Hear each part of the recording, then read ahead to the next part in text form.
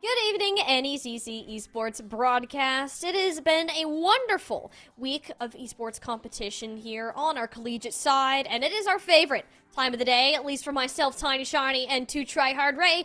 It is Overwatch time. We got some Division 3 and Division 1 matches lined up for us to head straight into tonight. We are going in Division 3 for our first matchup for a little interstate rivalry. We got CSU going up against the Huskies, and man, I am excited for this one. It always adds that extra little bit of flair when you got 2 schools from the same state going at it. There's a little bit of a rivalry between these 2 schools, Connecticut, if I'm not mistaken, but a lot of history between their traditional athletic teams, especially in basketball, from what I did, for my little bit of research for sitting down here today. So the tension always high in rivalries like these, and when you see them in esports, it's very rare oftentimes, right, that a lot of these traditional athletic rivalries hit the same. So to see both of these teams within the same skill level and that conference too, things are definitely going to get spicier than usual. Yeah, sorry, chat. New Haven, I'm sorry, is the college. New Haven. I messed that up when I was announcing it. My bad. New Haven. And yes, they are both Connecticut schools. So very excited to see this one go. I mean, the Huskies, I believe that's just the University of Connecticut Huskies. So it's a very well-known school. Like their women's college basketball team has been one of the most dominant programs they've had. So I like seeing schools that I know a lot in sports delve into esports, because that gives me hope that a lot of different schools will start investing money into this and continue to foster growth in the esports scene. It's done so far, both of these teams climbing their way up to that Division 3 standing. But I think what is interesting to note as we get to look at these rosters here is this is actually UConn's B team that is playing in our Division 3 matchup tonight. Both of these schools have been on the rise within the NECC and have made decent appearances so far. Rough start, though, to the season. Are both 0-1 currently, losing their Week 1 matches 3-1. If we want to get super specific on that, we're able to take a couple maps off here and there, but not enough to go ahead and close out these series. One of them, though, will go ahead and change that narrative and come away with the first win today. That's going to be the most exciting thing, is teams like this finally been able to get a win in the win column. And hey, what better way than to get it with your interstate rival?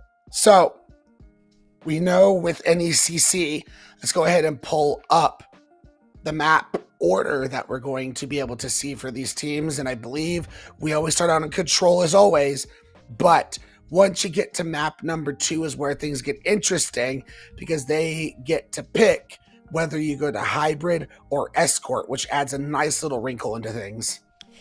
That's kind of the fun part about the NECC map pool, is not only the ban system that exists, but you also have more options, especially when you look at the pool of just existing escort and hybrid maps.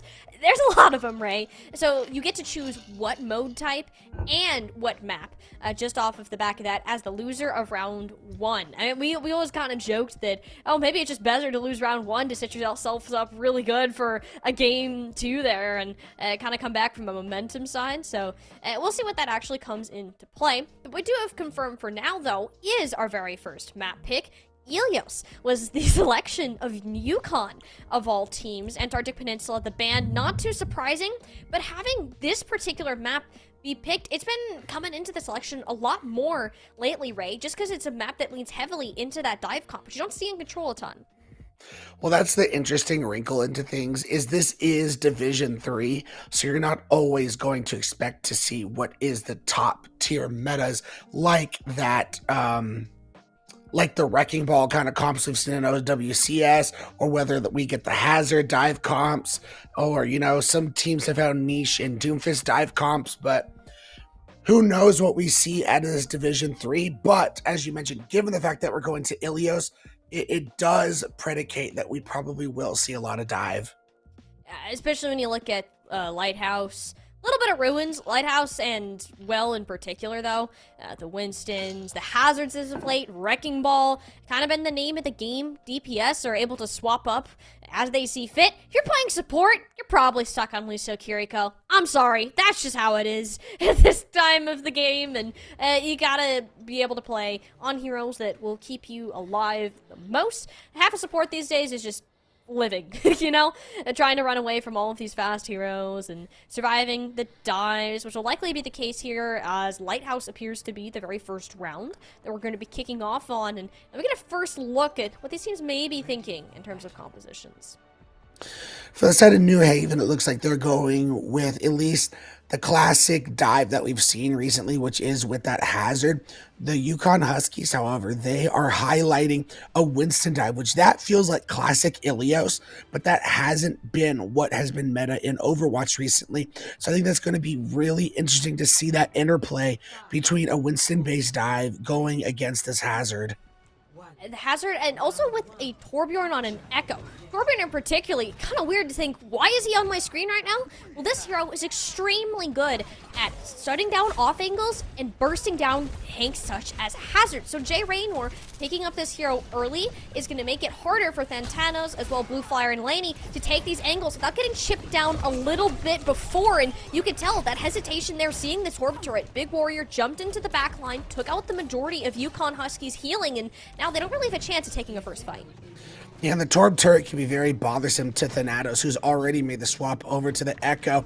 I do think that's going to be necessary. You're going to need a lot of burst damage for the Hazard and for that Torbjorn, as Annoyed's not going to go over to the D.Va, so you have an ability to go after this Echo in the air, and you can mitigate a lot of the damage if you need to with that turret to get it down quickly.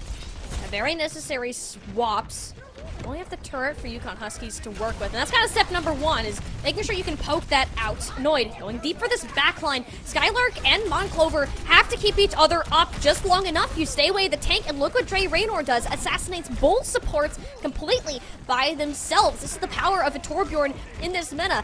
Is it a little bit cheesy? Sure, but if you understand how these projectiles work, how to position, this guy basically turns into a miniature tank. Couldn't agree with you more, and with picks going back and forth on this point, it's not exactly clear who's going to be able to get the advantage in this fight, but this is all just golden for New Haven, who are just continuing to tick up on this percentage, and it looks like they're going to win this fight. Yeah, especially with how Jay Raynor ended up getting both of the supports there. There wasn't much sustain for Annoyed or the DPS line to keep anything going, but they kind of just chucked bodies at the objective a lot longer than you would have thought. Oh, this is going to be a stagger. Can Lenny get out? Barely TPs to safety. The good thing is they are able to get to safety, and now New Haven can continue to stage these dives, and they haven't had to commit any single ult, so they're going to have 5 to be able to use in this fight. So it's just going to be about how aggressive do they get right now, especially with this downpour available to Big Warrior. Yeah, because Lenny and Blue Flyer have been getting beaten down. You don't have support ults to match this. Skylark, Man, and Moncler have all the tools in the world to work with. It's only these picks from I'm Bad, Sorry, and Blue Flyer to actually make up for it. Nice little couple of shots, and we never even got to see a glimpse of these support ultimates that New Haven Chargers had going into it. That's a big team fight win, Tiny. Not only do they flip the point and start bringing it in their favor, but they exchange take ultimates. And let's be honest here, that Hazard ultimate, way more valuable than the D.Va remix. So very favorable fight win for Yukon. Now they hopefully can continue this momentum because they can't afford to lose one more fight. And it's not looking great for them, won't lie. Blue Fire and Lenny winning that last battle allowed them to get up to a sound barrier to Kitsune Rush. If you can engage early with this Kitsune Rush before Skylar Manamon Clover pull the trigger, perhaps there's a chance. The duplicate onto Knight. following suit with the orbital ray here. This is where things start to get crazy. The lava on the ground, the sound barrier over health is doing so much though for the backline. New Haven Chargers didn't even need to pop theirs until right now, and Yukon Huskies, they're already down both members of their DPS line. Alani's been holding on to this Kitsune Rush, waiting for the right moment to pop it, but there never was a good opportunity. They're go ahead and shut down, and it's only Annoyed remaining on this point. One fight territory for New Haven. They do have a chance with 10% still to go to possibly get a touch here. Yeah, the Soldiers are going to be able to touch. They have overclock, but man, this is looking rough. No, it's not looking great, but I bet Sorry and Lenny somehow come away with both picks. Big Warrior, the tank, is no longer in the front line. New Haven Chargers are now looking to the much smaller tank, and Jay Raynor gets two before Blue Fire sends them reeling off the edge of the cliff. As flashy of a play that might have been, New Haven Chargers were simply too far ahead to be stopped on Lighthouse. Yeah, this hazard composition is working out really well, and to see it being coupled together with the Torbjorn and the Echo, so you have a turret you have to constantly keep looking out for. You have to keep looking in the skies for the Echo, and then Jay Raynor on the Torb, as you mentioned, very quickly, if you don't take care of him, can turn into like a mini tank himself. So it's a lot of different things you have to constantly keep worrying about. And then that Juno ult is still, I mean, despite some of the nerfs it's gotten, still incredibly powerful and dangerous.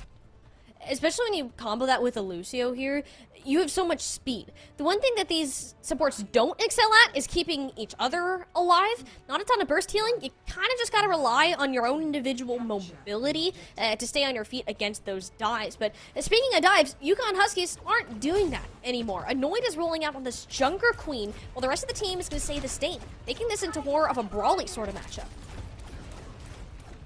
It's interesting. You probably will have a lot more sustain with the Junker Queen, and you have a lot more damage you could throw down, especially onto the Torbjorn, but I don't know. I feel like it's going to be very tough to really get on top of this hazard. You really can't. Big Warrior, really the New Haven Chargers team as a whole excels at being fast and making rotations. Yukon Huskies are playing the composition. It depends on turning and burning whoever you find within your backline, and for now, Big Warrior didn't even go for that. Annoyed overstepped their bounds, got subjected to Jay Raynor's Torbjorn Cheetos, and suddenly New Haven Chargers are sailing right ahead. Yeah, that's the thing. If you are going to play this Junker Queen composition, and if it's going to work, the positioning and timing of everything has to be perfect. And in that situation, it just wasn't, and New Haven took advantage. Ooh.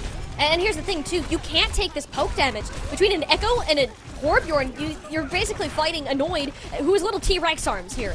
You're subject to taking all of this little poke. And, I mean, Jay Raynor has put up some great performance on the Torbjorn, something that players aren't typically practicing to have this much of an impact. I mean, as they topple over, is a very strong point for New Haven. And now for New Haven, I mean, they did have to use the Torbjorn Molten Core there, and they lost their Torbjorn in that fight.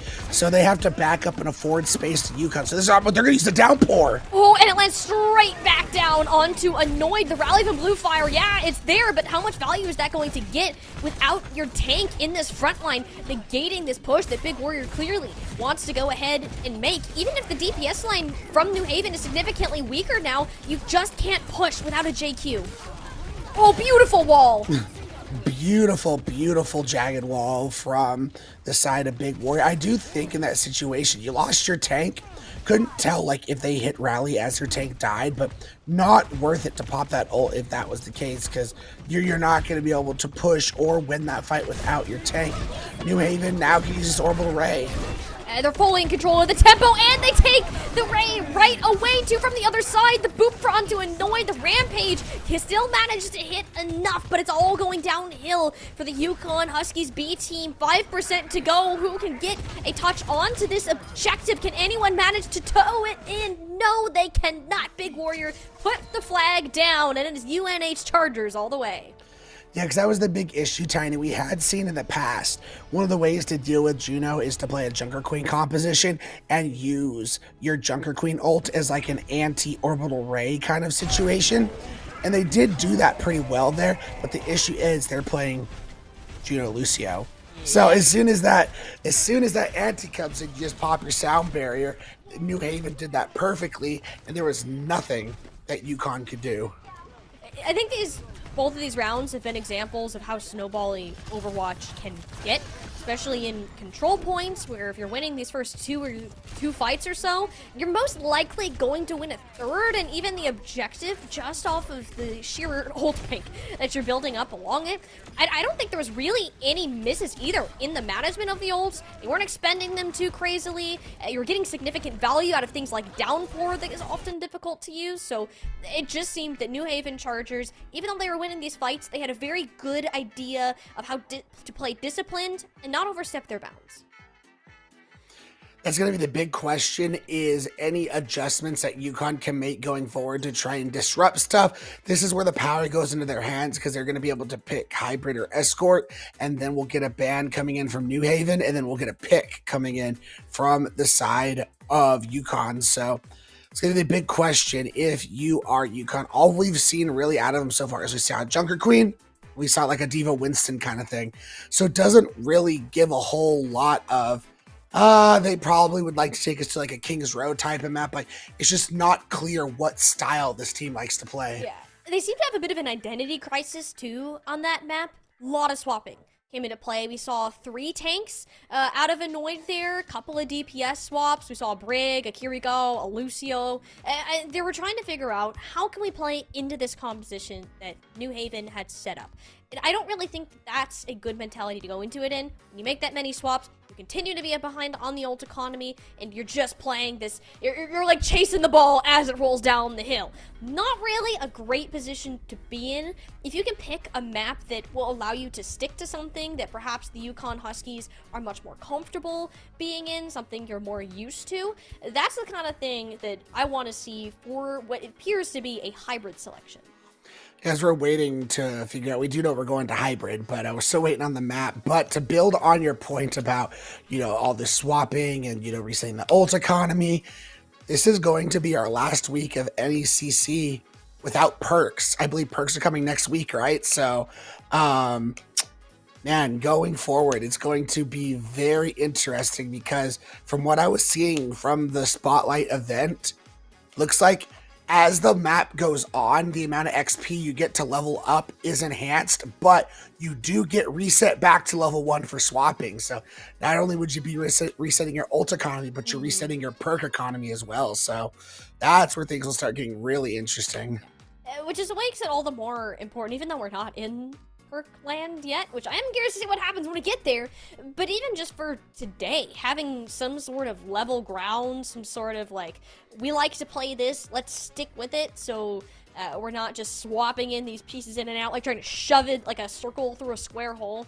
Not always a fun experience, so I am curious to see what that map pick will be. Hybrid as a whole can tend to be flexible unless you're going for very particular maps. Blizzard World, I think, again, falls more on that flexible side. If you want to play poke, you can do it. If you want to play dive, be my guest. A lot of options to go ahead forwards into this map, and I want to see what the UConn Huskies can show us different from Elias.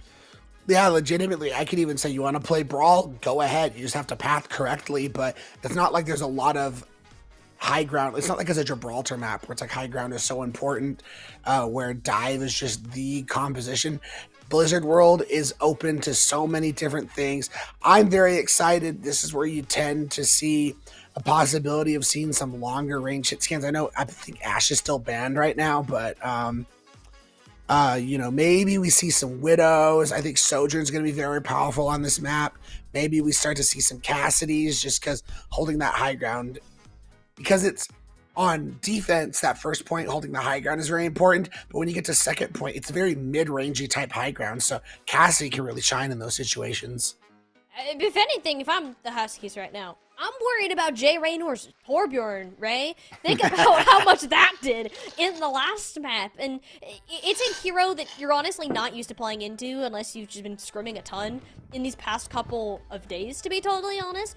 But Jay Raynor had a great understanding of not only to position the turret in a spot that wasn't being broken, we rarely ever saw that turret actually go down, but also position on a separate angle to provide that poke damage that the hero does so well. use the E properly, that overload, gaining the overhealth whenever they were in trouble. Like, that's the kind of thing that you want to see. If a Torbjorn is the one that is providing that carry, you gotta start number one by destroying the turret, and two, figuring out how you can rotate through these angles without taking so much damage along the way. Does appear, though, the Yukon Huskies wanted to switch it up quite a bit, putting Annoyed back on this Winston that was tried for a little bit back on Ilios, but gonna go ahead and give it a second shot on Blizzard World defense. That's going to be the most interesting situation is outside of like Gibraltar and Dorado, I think Ilios is like most synonymous with Winston play. Not that Winston isn't good on this map. Winston's also very good on this map, but Ilios is one of his best maps, and they couldn't make it work against his Hazard, so it makes me trepidatious, let's just say, about its ability to be able to work on a map like Blizzard World. Opening a dictionary real quick to check out trepidatious means. I'll reinvestigate that one later. But you are, if assuming that means you got to be a little bit more cautious or something along those lines, then yeah, Yukon definitely needs to do that. Knight and J Rain, or Echo and Torbjorn alike, so much burst damage if you're not respecting it. Big Warrior has also done an excellent job buying the space for this team. Look how far back Yukon has had to push, and they can't get a full rotate set up. I'm bad, sorry, can only slide away from that spike guard for so long, and turret, again, never dealt with. New Haven Chargers set up on their angles, working like clockwork. I can't even pick apart any imperfections from them so far. I'm sorry, Tiny, but watching Big Warrior, man, it's just so sick and satisfying to see those combos come through.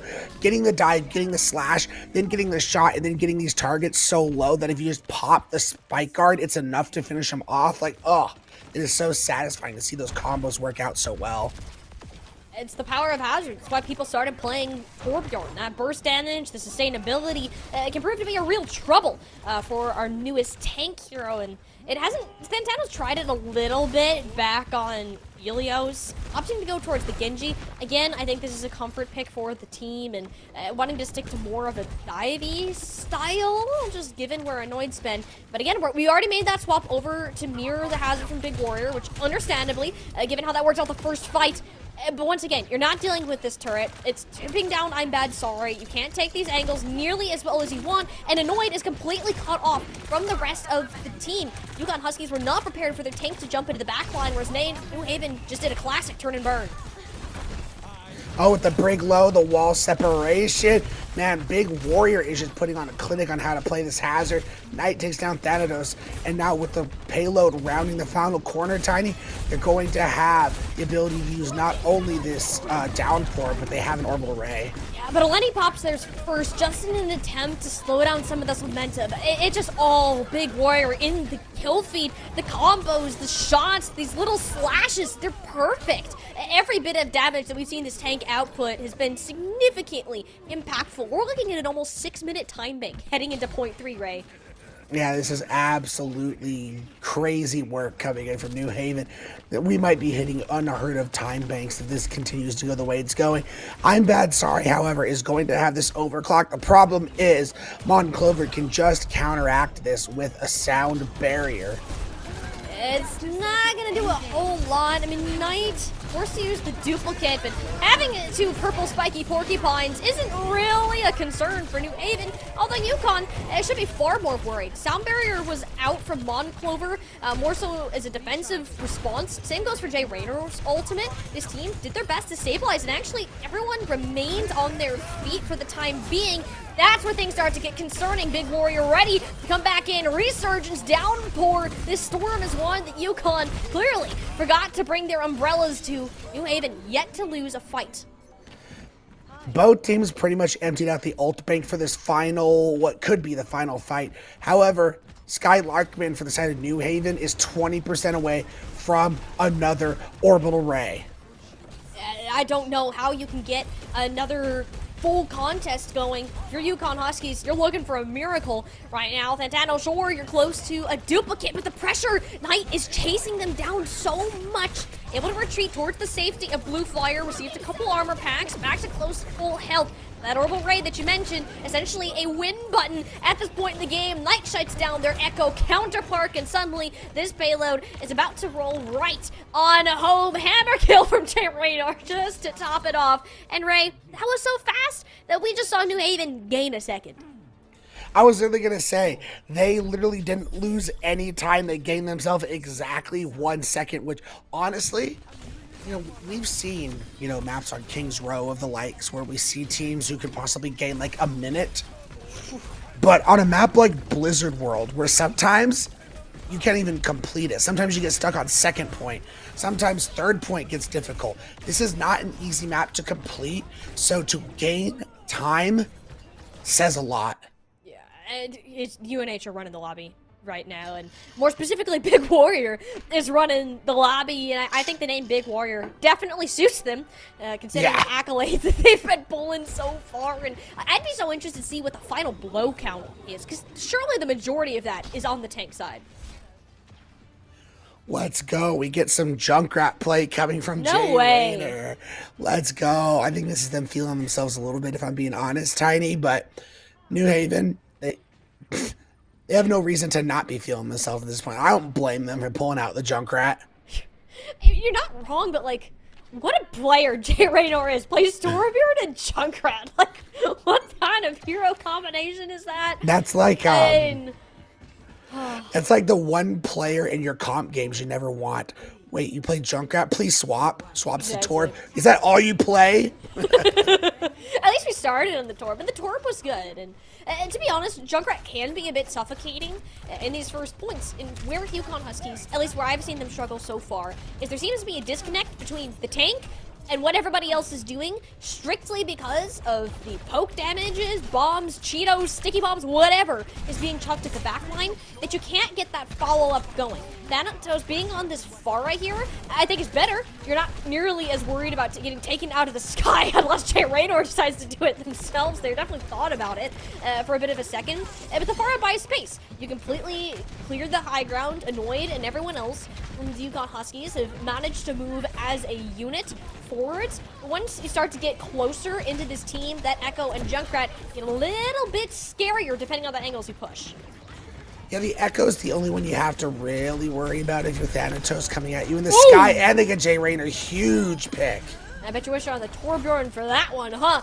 Of course, Big Warrior just leaps in and slashes the Thanatos out of the sky. It's something you don't see from a Hazard, but given from what we've watched Big Warrior do, I wouldn't put it past them. Almost pulls it out just again here, keeping the support line completely away from the rest of the team, and that's enough time bought for the support line and the DPS to take care of Annoyed. It's this kind of split attention that Yukon Huskies find themselves falling victim to over and over. Yeah, and with 2 players down, the side of Yukon cannot afford to push here. Ooh. Oh, the brig is so low, but great job from the side of Alni to be able to keep them up and not let them get picked and staggered. That would have been not great. We'll just say that. Not great to have your brig go down there. And the nice thing is, with the sheer amount of healing that went out, both Lenny and Blue Fire have access to their ultimates heading into this. Unlucky for them, so did No Haven. Chargers, Orbital Ray, and the Downpour landing true once again. And it's looking to be all red in the kill feed as the Chargers continue to surge forwards. Annoyed, a couple of little target picks here at the end. Perhaps a faster repush, but given it's a Lucio and a Juno, not looking at much, Ray.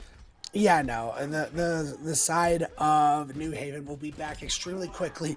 They still have 3 ults to match Yukon's incoming 4 ults, and this Mon Clover sound barrier is going to have to be really key, because there's a lot of ults you can use it against, whether you want to use it against the Overclock, whether you want to use it against the Downpour.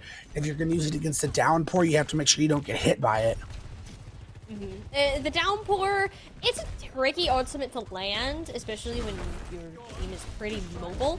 So the timing from Annoyed, it can actually help Yukon Huskies out if it comes out in a mid-fight, or you're using it to force cooldowns. Like that one, it does manage to grab Mon Clover, but not before the sound barrier goes out. And even 1-for-1 trade is a result of the barrage to sort it out, and this is what I'm talking about. We see the split attention. Now the Riptire, it's out. It's hunting for Eleni, and they were going to go ahead and explode into a bajillion pieces. Jay Raynor is back into it. We doubted the Junkrat, and so far, it's been working out A-okay. Blue Fire fighting a losing battle, had to abandon the tank just long enough, and this is where things actually start to go their way. Huskies B are thriving in a more chaotic environment. Annoyed coming up with their third final blow now in this fight, and it appears the Yukon Huskies do have some will left in them.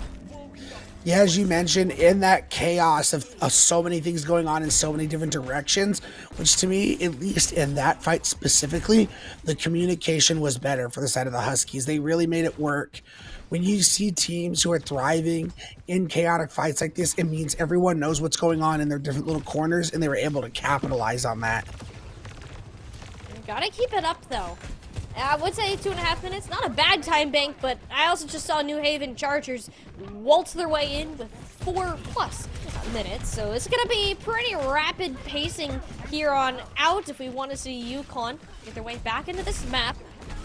High ground control, currently up for grabs. Big Warrior feeling out the opponent, seeing what Annoy's up to, exchanging some little porcupine prickles there, and you know, just a nice little friendly greeting in the worlds of Hazard. That one, not so much. Massive downpour onto 3 players. Knight there, the follow-up. Big Warrior and Knight have always been on the same page when it's come to these dives. Yeah, they were able to get Jay Raynor in response, and Thanatos in the backlines just farming the supports on Tracer. I didn't even talk about that, so I'm like, oh, Tracer into this Brig Lucia, that's not going to go very well, and yet here we are. Thanatos came up with 3 final blows in just that little flank. Ridiculous. And now they're going to have Pulse Bomb to be able to use. Things are looking up for the Huskies, Tiny. They'll be able to match orbital rays if needed. I'm Bad can throw it an overclock if needed. I think they have a chance to complete this. They need to do this right here, right now to keep up time bank-wise. Ooh, Thanatos. Yep, there we go. A couple blinks. Back to safety. They even need to use recall there. Keep an eye on where this Pulse Bomb goes. Thanatos got the payload this far. Kind of eyeing out that Hazard, daring Big Warrior. Leave onto the high ground. I'm Bad, sorry. Applying the pressure too with the overclocking.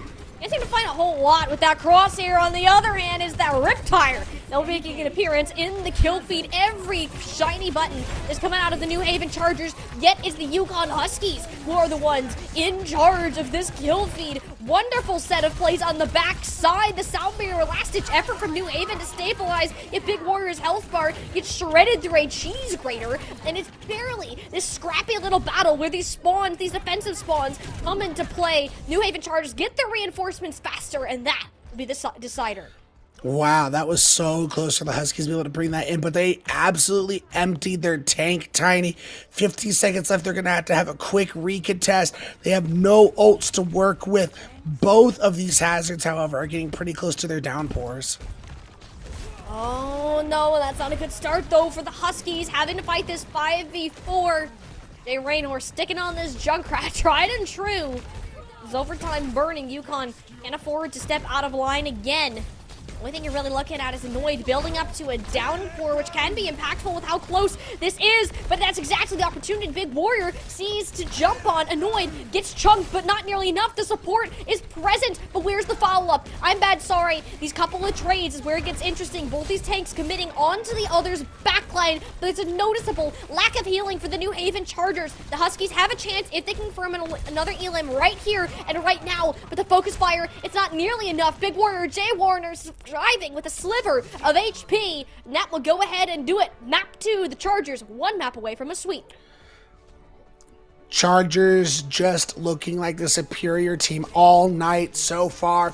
I did like the fight we saw from the Huskies there. Pulling out that Hazard, pulling out some adaptations to be able to make things work. I think there could be hope for them to at least maybe take a next map, and make things interesting. I just like to see them actually competing. Yeah, it does seem that Yukon absolutely have a way to win these fights, and it took a while, I think, to get everyone on the same understanding of what should happen and not kind of panicking and scattering and getting lost based on what Big Warrior was doing, because that was that entire attack for the New Haven Chargers, was Big Warrior leaping at you all scary like, "Oh, come fight me." They just scattered. You don't know what to do, and understandably with a big tank like that running right at you, Yukon was able to stabilize here, partially with the Nato swapping towards this Pharah. They had Annoyed actually had a nice showing too on this part of the attack, and these swaps actually managed to come in handy. I like that there was less of them though. Very notable, Ray. We were not playing Mystery Heroes again. Yeah, I agree. Being able to stick to something and work cohesively as a team in one comp is going to be the way to go forward and try and take a map in this series. However, we're going to be taking a quick break. New Haven has taken the charge in this series up 2-0. Can Yukon huddle up and figure out a way back in the series? We'll find out right after this.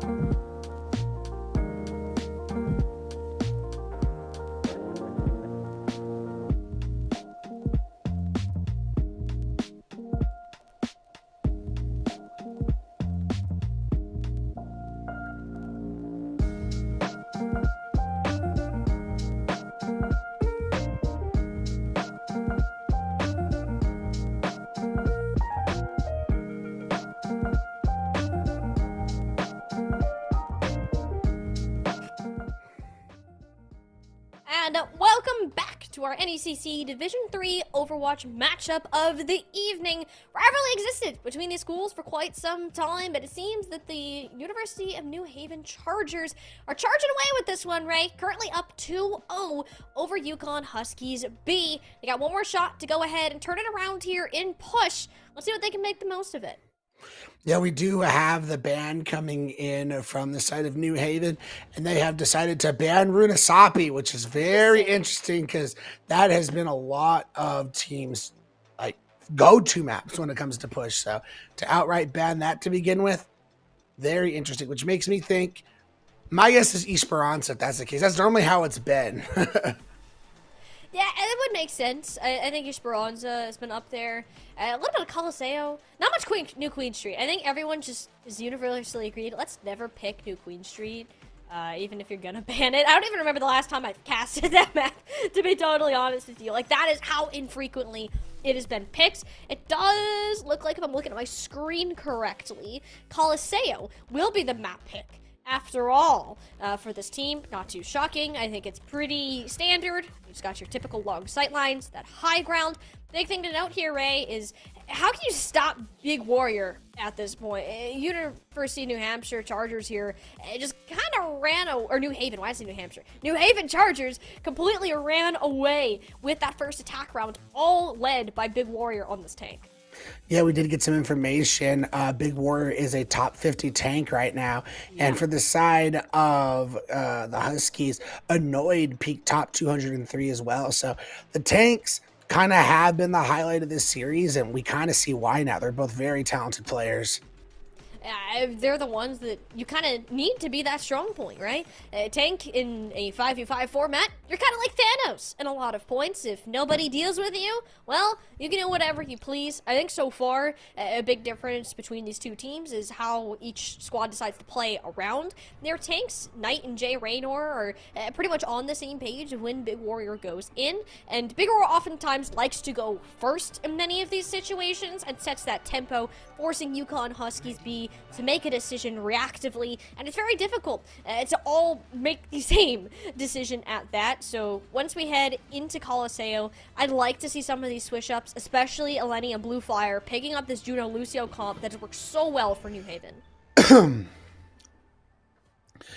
I do like that, especially when you're playing into a lot of these compositions that New Haven's been playing, to be able to have that sound barrier to counteract, you know, whether it's the downpour, whether it's the overclock, it's very important as we're full on Mirror's out New Haven. Big Warrior going over to the Junker Queen. I don't hate it, but again, you gotta be careful with how you're playing. Big Warrior gets into your backline, that's a little concerning. It is a little bit harder to get there as a Junker Queen than it is a Hazard, so this honestly gives the Huskies a little bit of a chance to set that tempo if they choose to do so.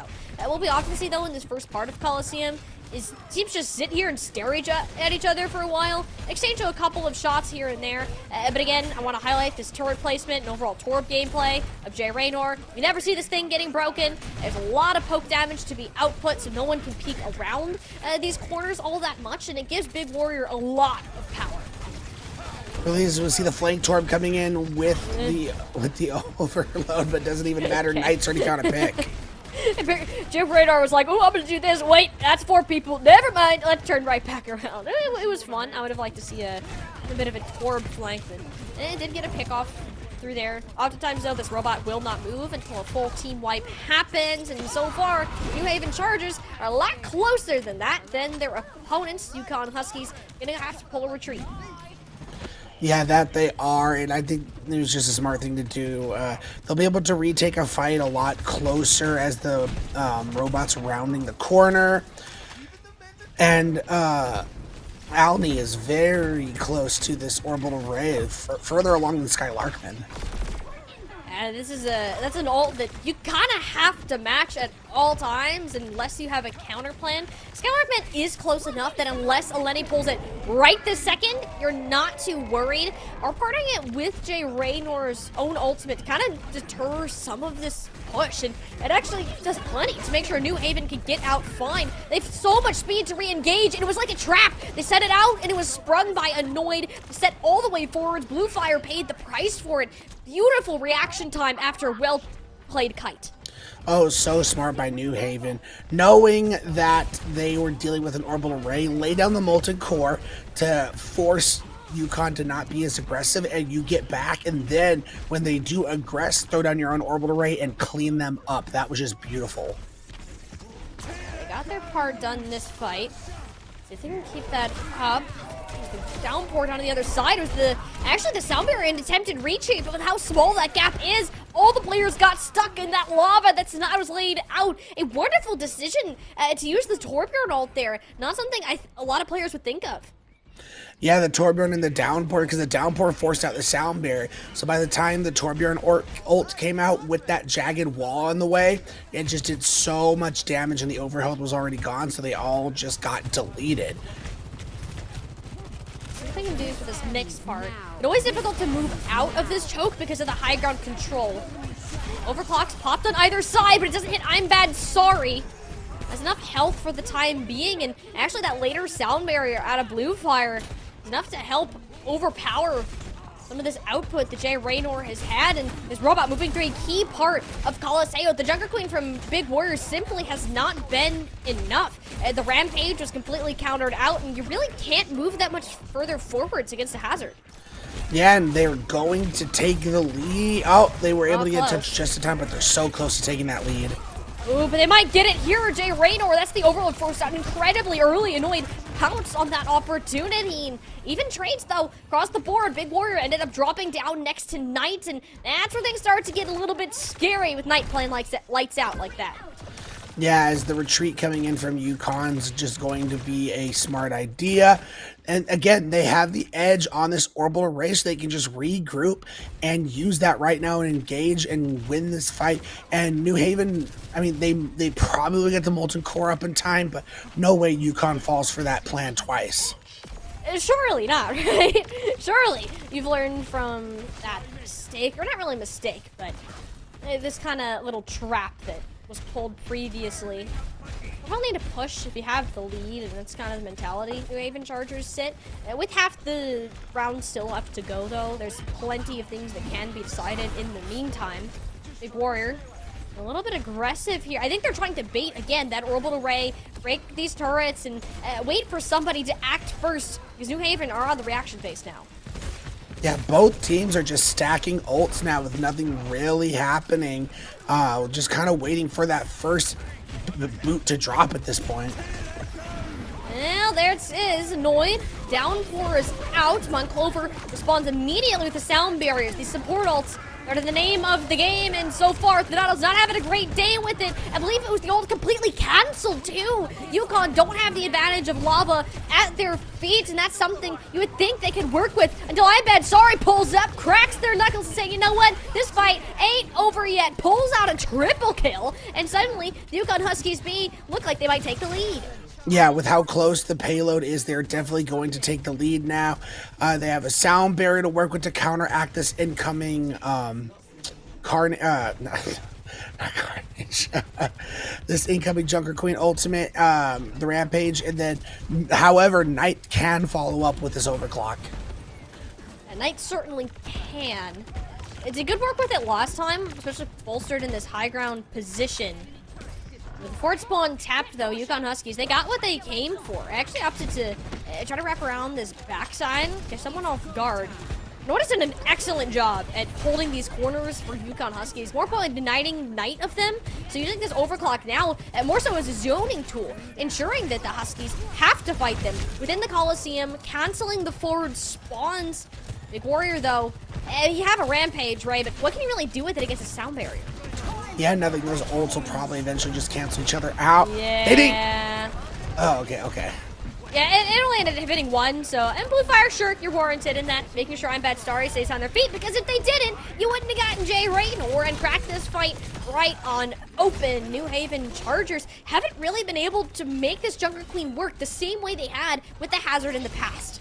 Yeah, as we see the immediate swap coming in, I was wondering if they were finally going to match the Hazard at this point. Looks like Big Warrior has been like, all right, I get it. Annoyed. You're beating me at my own game. Let me mirror you and see what we can do and try and get back in this and not give UConn any positive momentum. But who knows, it might be too little too late. Look at all these ults UConn have been stacking. Disappointed you, Ray. I thought you were going to say Annoyed has been annoying, so they want to swap, but you didn't say it. I'm very sad. I'm sure Annoyed is definitely being annoying Big Warrior now, considering you're stuck between a cactus and some lava. A bunch of desert hazards you don't exactly want to mess with. No tank here, and no way for New Haven to necessarily get a touch going. Are still going to commit this orbital ray early on, knowing that the tank Big Warrior will be returning to the fight momentarily. Heavy commitment from New Haven, knowing they're already falling further and further behind. But this comeback has got to start now. Yeah, the sound barrier, the orbital ray, and the molten core into that. As UConn, this overclock from I'm Bad Sorry is going to be absolutely free. There's going to be not anything to deal with it on the side of the New Haven Chargers. And then Blue Fire can just use this sound barrier however they please. I'm Bad Sorry too has really stepped it up in Colosseo, especially when it's come to these overclocks and a couple double, triple kills here and there, and that's what you want out of your hit scan player. And you're in a prime position to use this overclock. This robot just about to exit the Colosseum into these high grounds that I'm Bad Sorry has fully under their control. And you can already see the hesitancy the New Haven Chargers have at moving through this type of territory. Oh, I'm Bad Sorry, just going to take the aggressive approach, just slides right off the high ground into the rest of the team. Unfortunately, I think it was a little bit too late. Annoyed ended up staying towards the front line, but no! I'm Bad Sorry is having absolutely none of it. You are not bad, you are very good. Getting the two to trade it out, now in 3v3 type of situation. The sound barrier allows the UConn Huskies B to stabilize and ensure that there's no progress gained throughout that entire minute. Yeah, but Blue Fire going down is going to have a window of opportunity as Big Warrior is getting pressured heavily. But here's the thing, though. UConn, they can buy all this time. They can afford to stagger, whereas New Haven Chargers, you lose a tank like that, that might as well be game-ending. There's only 40 seconds left, Ray. Yeah, that's a huge mistake from Big Warrior. I cannot believe they used a downpour there. There was no one there to even follow up on that, and I think that might be the nail in the coffin for New Haven on this map. And think about how crazy UConn have had to step it up on this map, and they're continuing to find these staggers. The Chargers never got a full reset, and I don't think they will. Now left with only 15 seconds to go here. That's just a downpour that the sound barrier is going to cushion for a little bit. Yes, everyone will escape with their lives. It's now up to this orbital ray and multi-core combo. We saw it exactly 2 minutes ago, and it's going to be the one lifeline New Haven Chargers have left in this map. UConn Huskies came roaring back so far and is at the hands of I'm Bad Sorry. Big Warrior has not been allowed to exist in this map at the hands of this Sojourn player. And even this combo, we saw the success from the Chargers last time. UConn Huskies have learned how to play around it, stagger them out, and it is looking like, Ray, that this series, it might not be over just yet. UConn Huskies B, they're fighting a 1v3 right now. The lava for Big Warrior, you can tell how much they're struggling to get a contest going, just hoping for the team to get back. And now they're gonna have to raid it all the way through the whole map to get the series over with. Yeah, this is looking easily like 3 fights they're going to have to win to bring this home, and no ultimates on the board at all. Blue Fire is going to get this sound barrier. I'm Bad Sorry should be able to get this overclock. This is quite an uphill, steep battle New Haven's going to be facing. Not an easy one at that. But New Haven, I have to make work with what they have. If anything, you're scared of I'm Bad Sorry has led the way.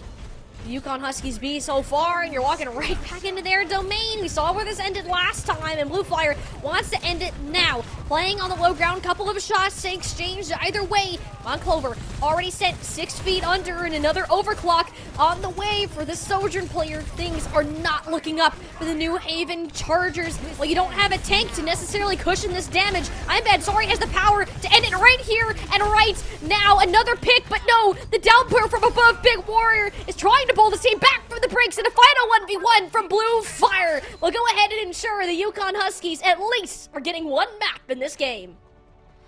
One has to wonder, Tiny, why the Junker Queen for so long. Because it seemed like, you know, there was an opportunity if you were on this for a little bit longer that you could have broken through. Because even that last fight, all things considered, I mean, it came down to a Lucio being able to get that final pick off just in time. So, I don't know, man. I think playing that Junker Queen on this map was a big mistake. And you gotta hope that you didn't give Yukon the breath they needed and allow them to complete this reverse sweep. I think they might have given them at least a good standing for that, Ray. I mean, think about how well I'm Bad Sorry played on this map alone. We barely got to see Big Warrior at all through this game, partially because he stuck to a Junker Queen, which simply wasn't working. But even after the hazard swap came through, he was still Yukon Huskies Sojourn player that was lighting up this kill feed over and over. Like, look at these shots that you're hitting, and sometimes that's all it takes to have one person decide that this series isn't going to end here, and that's the confidence booster that can push you to further lengths. And with that, we have ourselves a series. New Haven still leads it 2-1 as Yukon's going to have to win another 2 maps in a row to get us there. We do know the next map type will be Flashpoint, so I believe basically New Haven just gets to choose. I think they just, because there's only 2 maps, so you just pick one. If there was a ban, you're like, wait, why did I just lose this map then? Like, what's the point? Like, they're just basically picking it. So yeah, no ban. It'll just be a pick for the Flashpoint type. I am interested in what this turns out to be. New Haven have gotten as far as they have and had such dominant showings in the first 2 maps. Like, right, I think we saw a total of 3 fights won between the first 2 maps combined for Yukon. And now we're looking ahead into, you just won a map, and you have that momentum into Flashpoint. So clearly, you found something that worked. And I do think that, especially if you're New Haven, you gotta reconsider how seriously you're taking your opponent, and 2, how long you're going to stick on a composition that isn't favorable for you. I agree. I feel like, you know, that last map might have been a wake-up call for New Haven, and coming into the map that we now have decided, which is going to be Saravasa, that New Haven is going to be all business, but we're going to have to see if this boost of confidence that Yukon has now made, and they've been getting better every map by map, that can they turn this series around with this new gained confidence? Hey, you did it once. What's to stop it from happening again? And we were even joking during the break. We're like, wow, we're going to get a sweep to start our day. And I'm like, no, reverse sweep. Fully joking, by the way. I did not expect this to go even further, because you don't have a team that loses 3 fights in a combined total of 2 maps. Just lose. That doesn't happen. But Yukon Huskies just forced New Haven Chargers to a 4th map, and what's to say a 5th isn't possible from this point on. When we look ahead towards Saravasa, a lot of similar types of gameplay. I want to see these hazard mirrors, though. Big Warrior has looked much better on that than the Junker Queen, simply because the matchup is even. You're not swayed in either direction. I am curious to be what the second DPS situation will be. Knight has made a lot of swaps throughout the night today. Haha, very funny. Whether it's going to be that Echo, Sojourn, Reaper, Tracer even. That's what we're going to find out in a couple seconds. And it does look like they are going to commit to the Echo on this time around. I mean, we saw it get a lot of value back on Blizzard World, so we'll have to see how it does on this map of Saravasa. A lot of poke damage again for New Haven. And same sort of deal for I'm Bad Sorry, just significantly more accuracy. If you can set this Sojourn up for success, clearly, Huskies need a wave of momentum going their way. New Haven, not too keen on taking all of this sort of poke damage and playing cover best as they can, although they don't really have point control. Big Warrior, before not onto a character, but more so by that space. And with the Lenny going down, there isn't really sustain left for this team. And that's why I'm bad sorry, Thanatos. You gotta push the pedal to the metal. Knowing you're not gonna get healed, it's either do or die, and it is the dying done for the New Haven Chargers. Yeah, New Haven was able to get that opening pick, but they couldn't capitalize on it. And that's, if you're gonna play the Echo and you have all this burst damage, you got to get those picks pretty quickly, or else the sustain with the Torb and this Sojourn is just going to come through. We saw that happening. And there's gonna be a lot more pressure because of the Torb that we saw, because of the Torb Sojourn that can lay a lot more damage down onto your Hazard. Yeah, that's kind of what we've been seeing. At least it's been more successful onto Annoy than it has from Big Warrior. The Knight's Echo does help with that. The sticky bombs, the constant threat of that focusing beam too. Certainly scary things to behold. Big Warrior lands himself on the objective. No jagged wall. Really play around, more so used to block the incoming poke. You even know they have an advantage from winning, or excuse me, the Huskies have an advantage from winning that last fight, especially Blue Fire. So close to the sound barrier, over 30% before Mon Clover is one of their own, and that's an advantage you need to be using. UConn sending it towards that backline. Knight was in a bit of danger there, but no eliminations were confirmed. In fact, the only one that happens is Thanatos actually died to that extra poke damage. You can't convert on the sound barrier that was unmatched, and that's going to give New Haven the flip over. Very interesting for UConn to commit the sound barrier in that fight, have all that extra sustain, and not be able to find any picks with it. 'Cause it's not like they used it really in response to anything. They used it to get aggressive and got nothing out of it. So, to me, big mistake from UConn, and New Haven capitalized. Well, they're doing it so far, and I don't think they're gonna continue to do it much longer. Jay Raynor just kind of just took two home out of just shooting the primary fires, and that's all it's going to take. It's where UConn struggled in both maps 1 and 2, was just dealing with the sheer poke output. Yeah, and you got to get out of dodge if you're the side of UConn. You can't continue to just keep staggering and allowing picks for New Haven, because now you're in a situation where you kind of have to hurry and go touch, because this point ticks up so fast.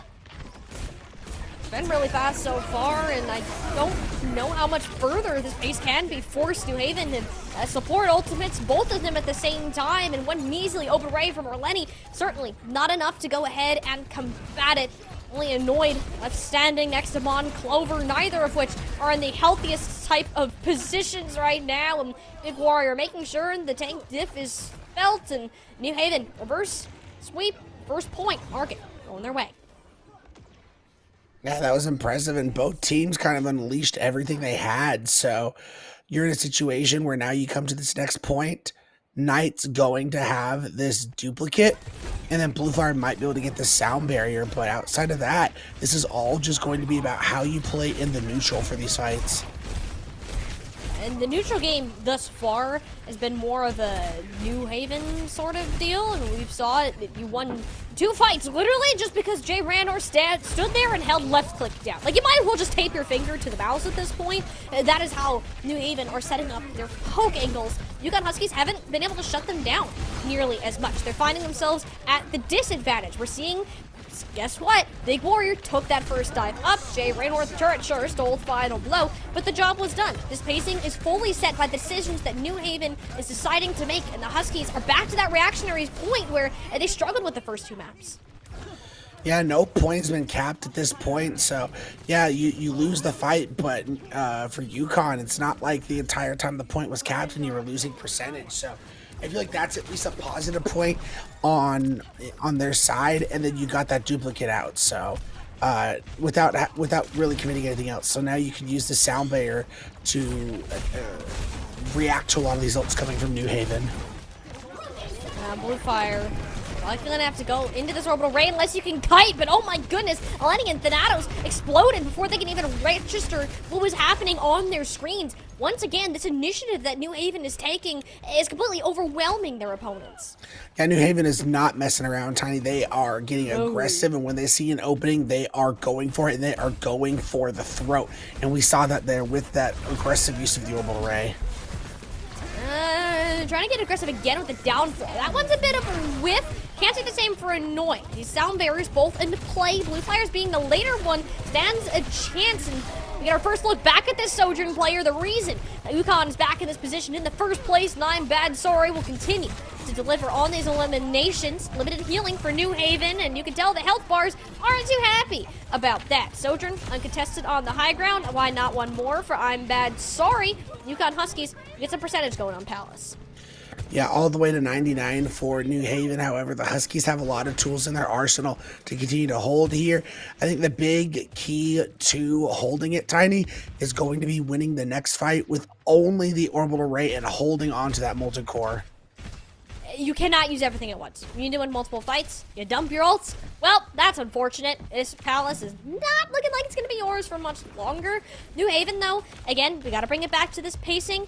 Yukon Huskies need to set this pace themselves. Donatos popping this molten core, but everyone gets out in time. The goal is to split the tank from the rest of the team.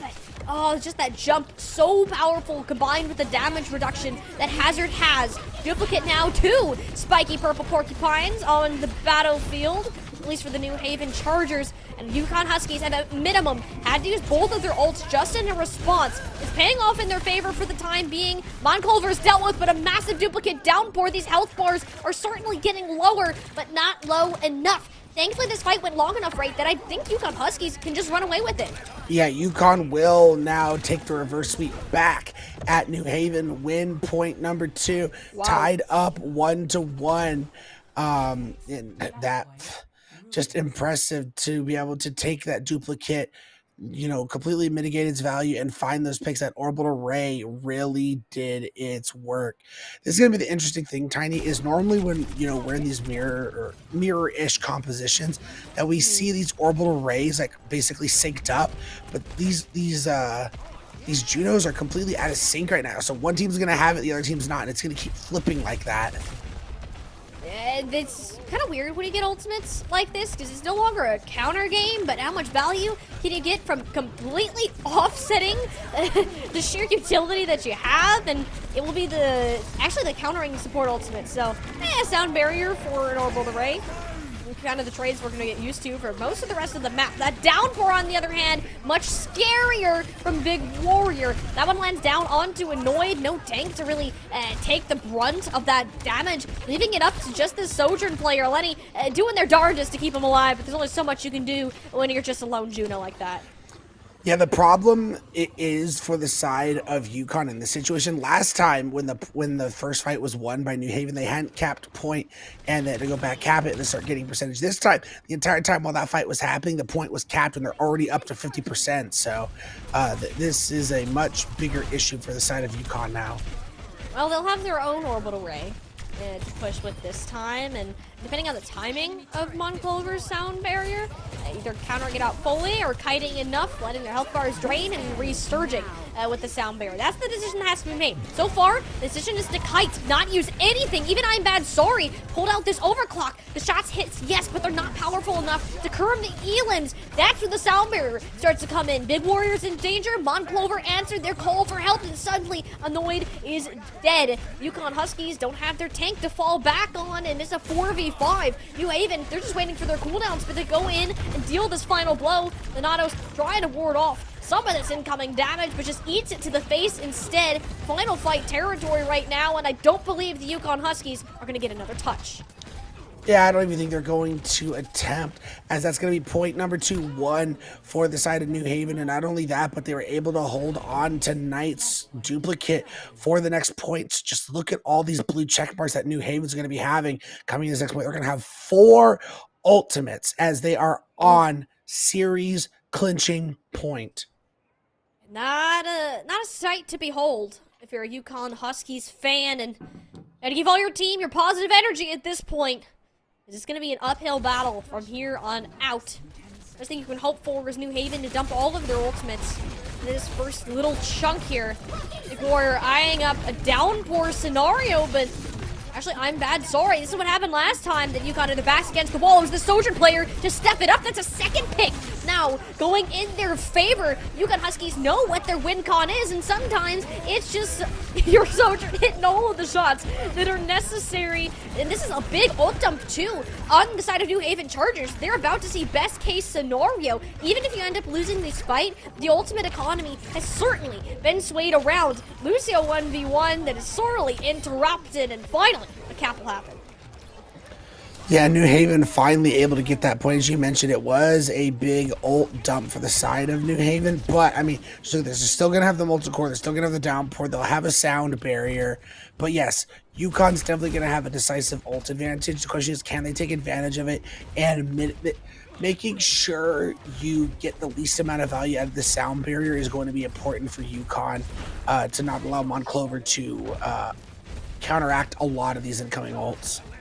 New Haven haven't really used sound barriers as an ultimate counter, but more so kiting completely with the sheer amount of speed that they have, and then re-engaging with a support ultimate. And it's such a valuable strategy because your chances of winning the fight, just because the utility that's at your back is shot upwards.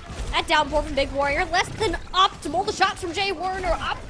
Afterwards, though, the complete opposite. Sound barrier, though, you didn't want an optimal one. I think it just happened. The Yukon Huskies were way out of the fight by the time Monclover pulled the trigger. Yeah, but can they even touch in time? It looks like they probably will. Okay, yeah, Lucio gets a touch just in time. One more fight to pull it back, and guess what? It's I'm Bad Sorry with the OC, the one needing to step it up, and that's a second down to the Sojourn player. Yukon, they're holding on. Ooh, that was a close one. Now they'll have to hold with this molten core and this sound barrier. New Haven getting very close to both their molten core, their duplicate, and their, which I think is probably the win condition you're playing for, Tiny, which is going to be that orbital ray from Skylarkman. This is so much weight too, especially on the blue fire. It has to be a darn near perfect sound barrier to make this happen. With how slow this fight is taking to start, Ray, it might be the one to decide the entire point. The duplicate, orbital ray, sound barrier, all laid at the exact same time. It's a battle of sustain, a battle of healing, and one so far that the Huskies seem to be winning. Big Warrior not in a great spot with I'm Bad Sorry farming as hard as they have been. It's all over the kill feed. The Sojourn again, a triple kill from I'm Bad Sorry. When UConn needed the most, it's this player to step it up. We're going all the way to a round number 5. Very impressive from UConn, and I'm Bad Sorry is putting on a show. You ain't bad, so there's no reason to apologize because you are playing absolutely insane.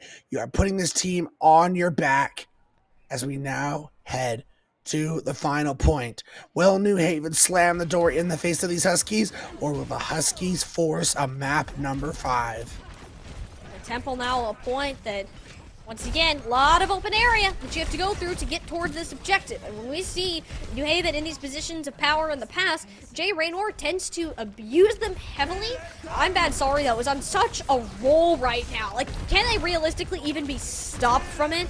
Yukon Huskies need to hope that this player continues to pop off in the manner that they have. It's going to be a little bit harder, though, without a tank.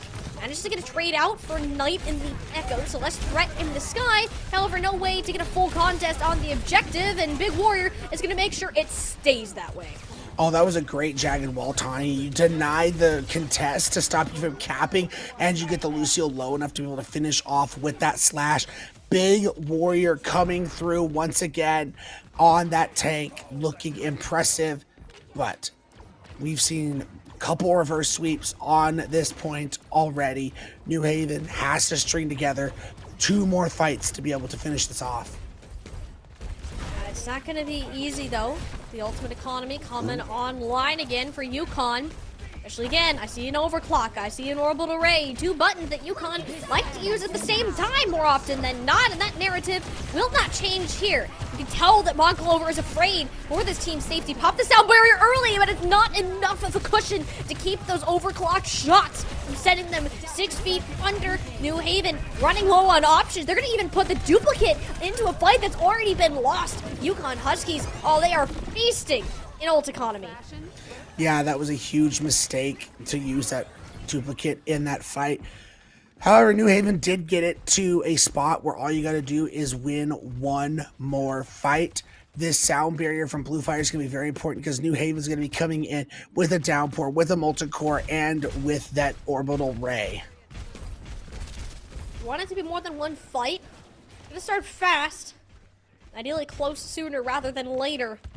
With where we're at, it is one fight territory in all of its essence. And again, look towards Blue Fire. How valuable can the sound barrier be to stop this aggressive push that New Haven are going to have? Big Warrior yeast themselves into the battle too, stapled to the floor. And the sound barrier is not enough to withstand the sheer amount of focus fire that New Haven had coming. It was Big Warrior who started this battle. And it's solely fitting that it's Big Warrior who goes ahead to end it. UConn soared up at the end, but it was the New Haven Chargers to put them back down. 3-1 win in the NECC. I got to give it up to UConn, man. With New Haven absolutely trying their best and their hardest. They weren't screwing around. They weren't playing Junker Queen. They came into Saravasa and put on a show.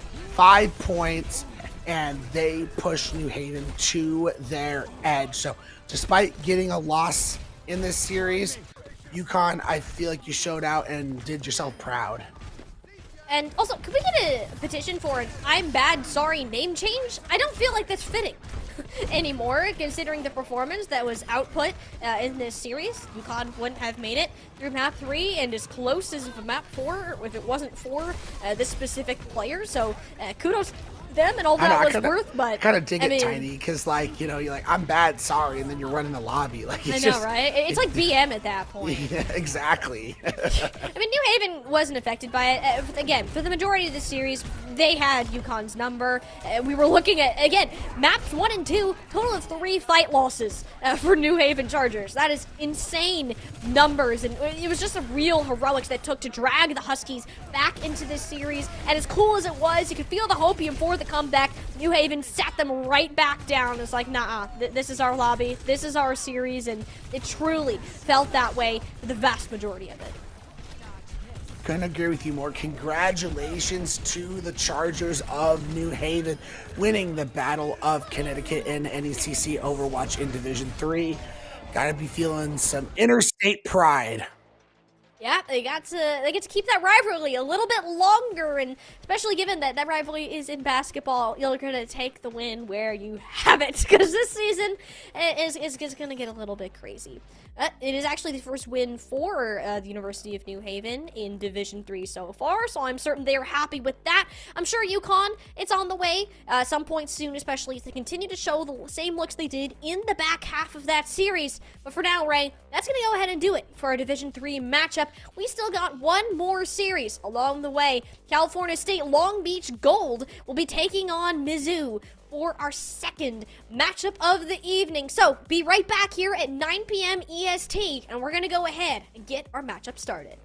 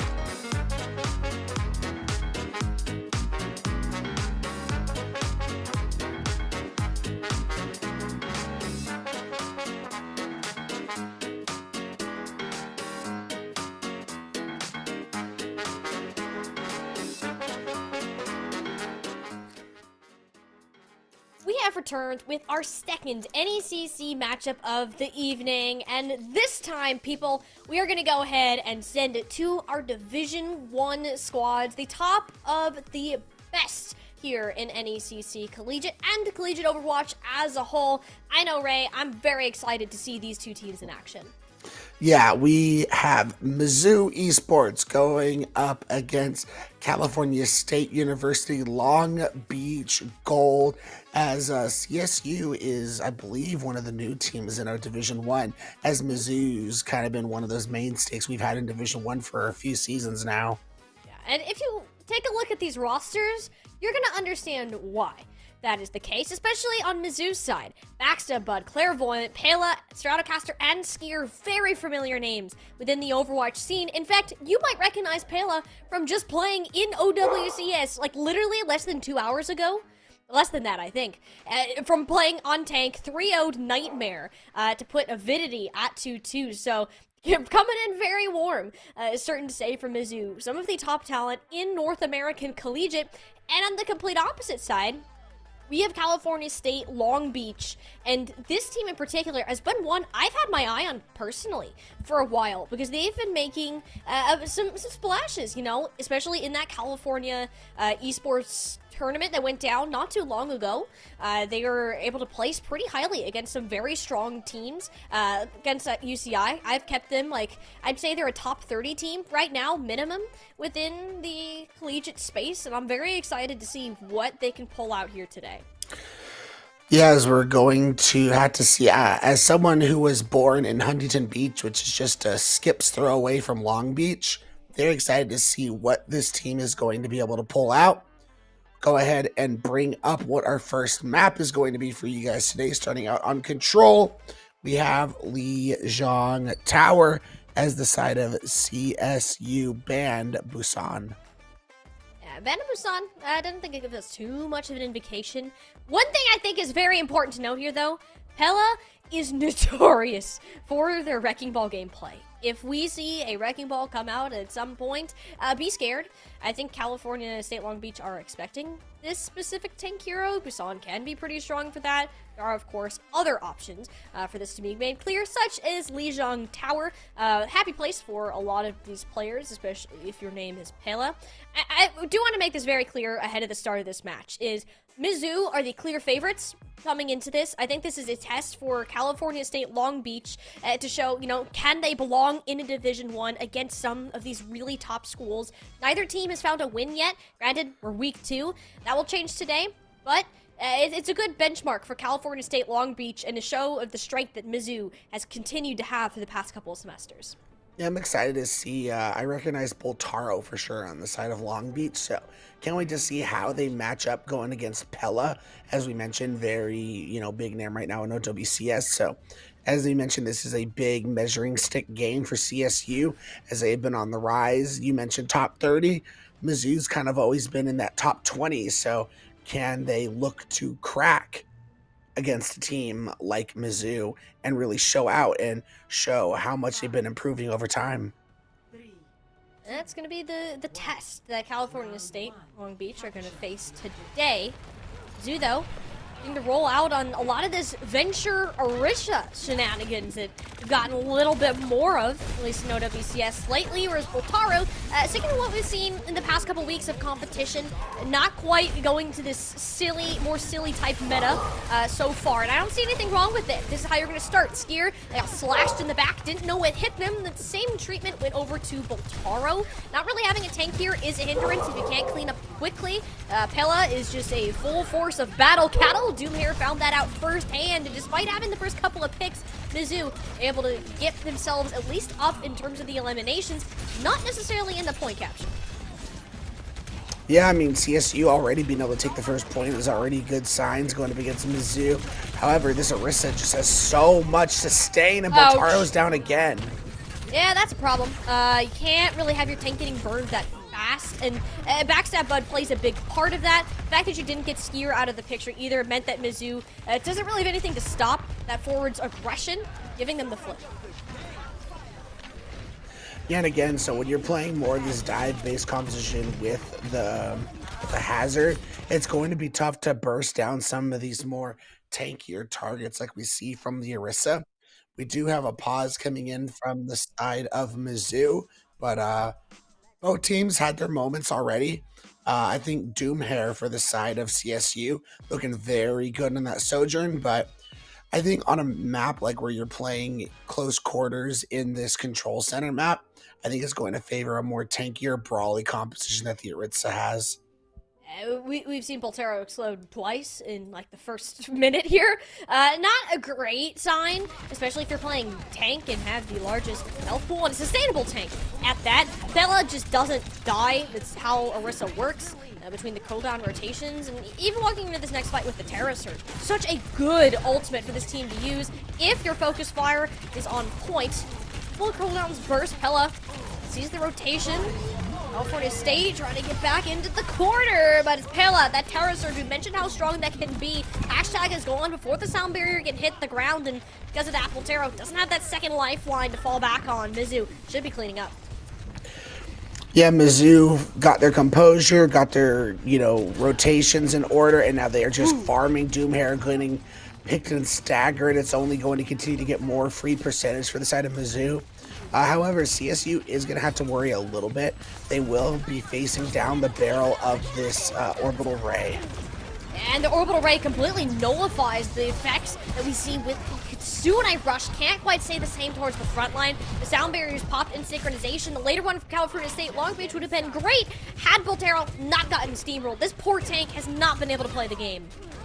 Yeah, with that last stagger out of Doomhair, this is going to where things get tough, because you would say if CSU can get back, both support ults from Mizzou are gone, so Doomhair can have a pretty much free overclock.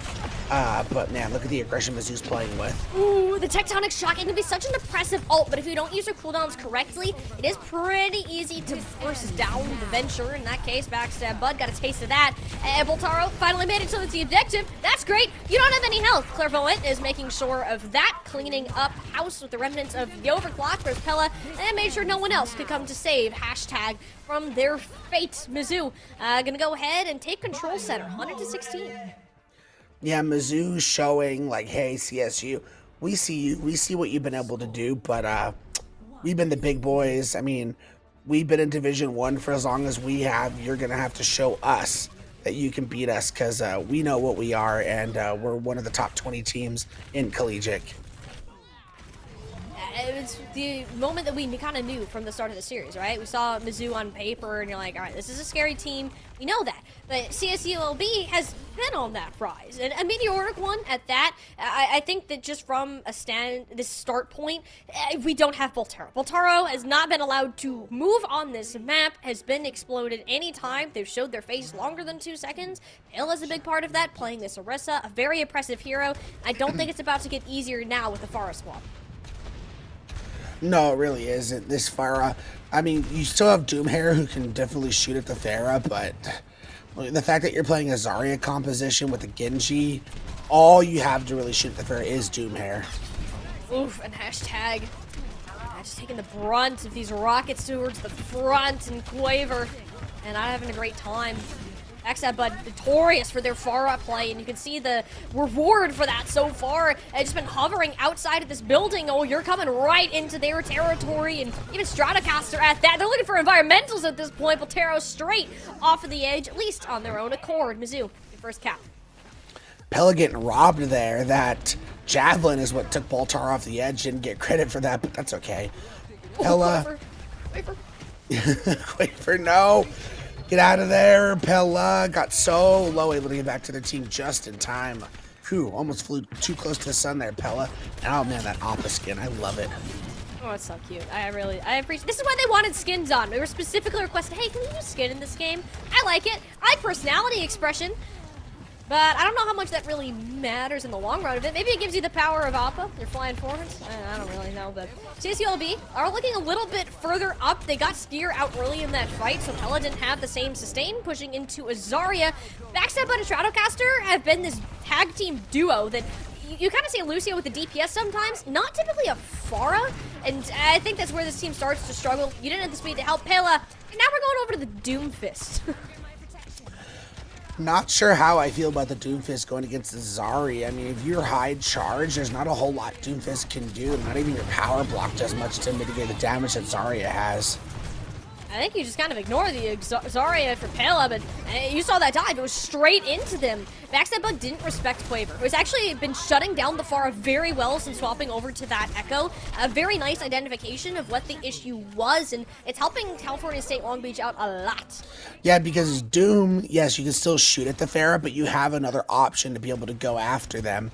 And now the problem is you have a lot here for CSU. You either use the Graviton Surge here or the Overclock to force out the sound barrier, and then you use the other one to finish the job.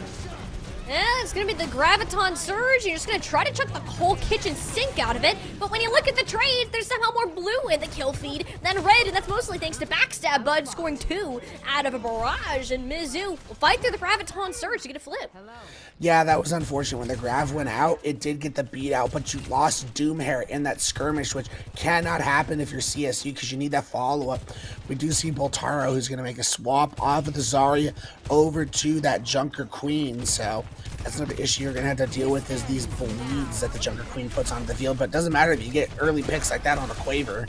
That one was a long time coming. You could tell Backstab Bud wanted revenge for what Quaver was doing to them on the Pharah.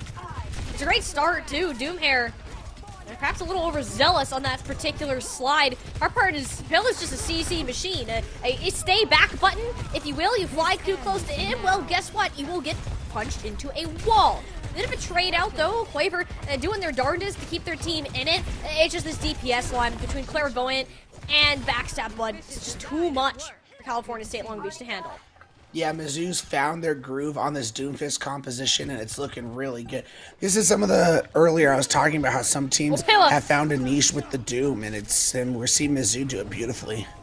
And they're gonna have to rush. They had to rush to touch the point there. Hashtag had a beat that actually only managed to grab Doom here. It appears all they needed, though, to burn out Stratocaster. Pela was essentially in Narnia at the point, but just goes ahead to punch Boltaro right off the map. What is this tank player? Oh, I love this game so much. And apparently, so did California State Long Beach. Hey, they're able to make the point flip, and basically because of how much percentage they had already gained, we basically go into Final Fight territory. Boltaro is now over on the Junker Queen once again. The big issue is we're going to have Kitsune Rushes going against each other, but Backstab Bud has this duplicate. Yeah, Backstab Bud, almost close to a second life, but where's Kitsune Rushes I want to see? Basically layered on top of each other, so same area of effect.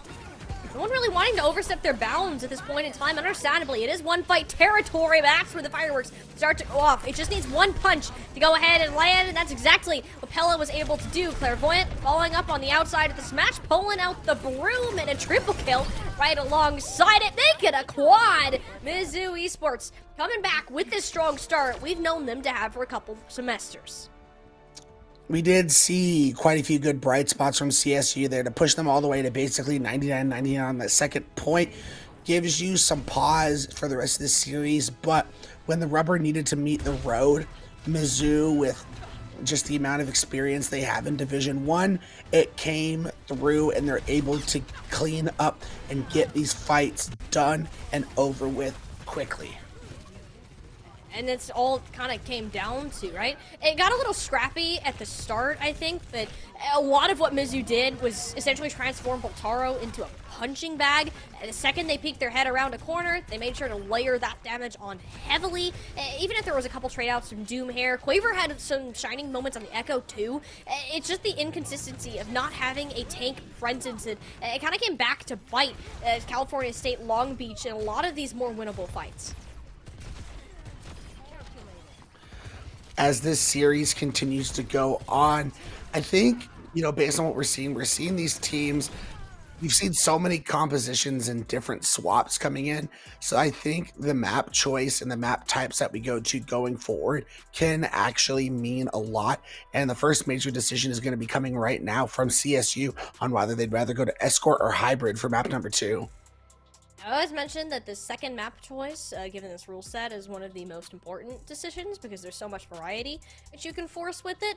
Knowing the strengths of Mizzou, It's kind of rough. I think Mizzou is one of those few teams that I can confidently say is well-rounded.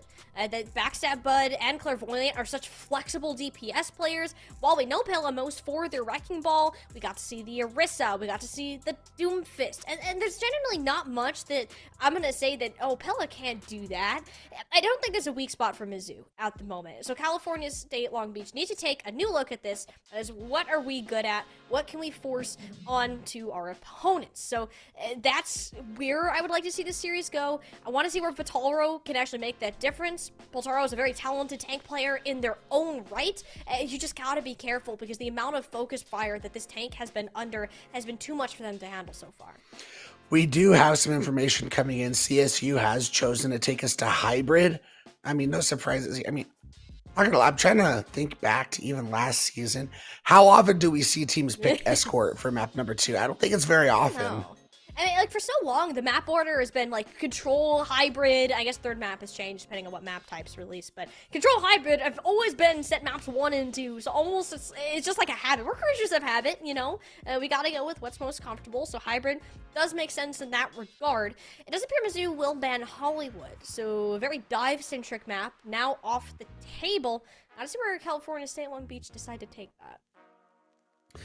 Yeah, I think, you know, based on how good they looked on the Orisa, they know, like, hey, if we take a dive map off the board, if we, you know, make it to where most of the maps remaining, Brawl is going to be better. We play that Orisa, we're going to be better at it. And I think that, I mean, even if they had to go dive, we know how good Pella is at the Wrecking Ball, but we do have that map pick coming in from CSU, and it is no surprise we are going to Scrims Row, folks.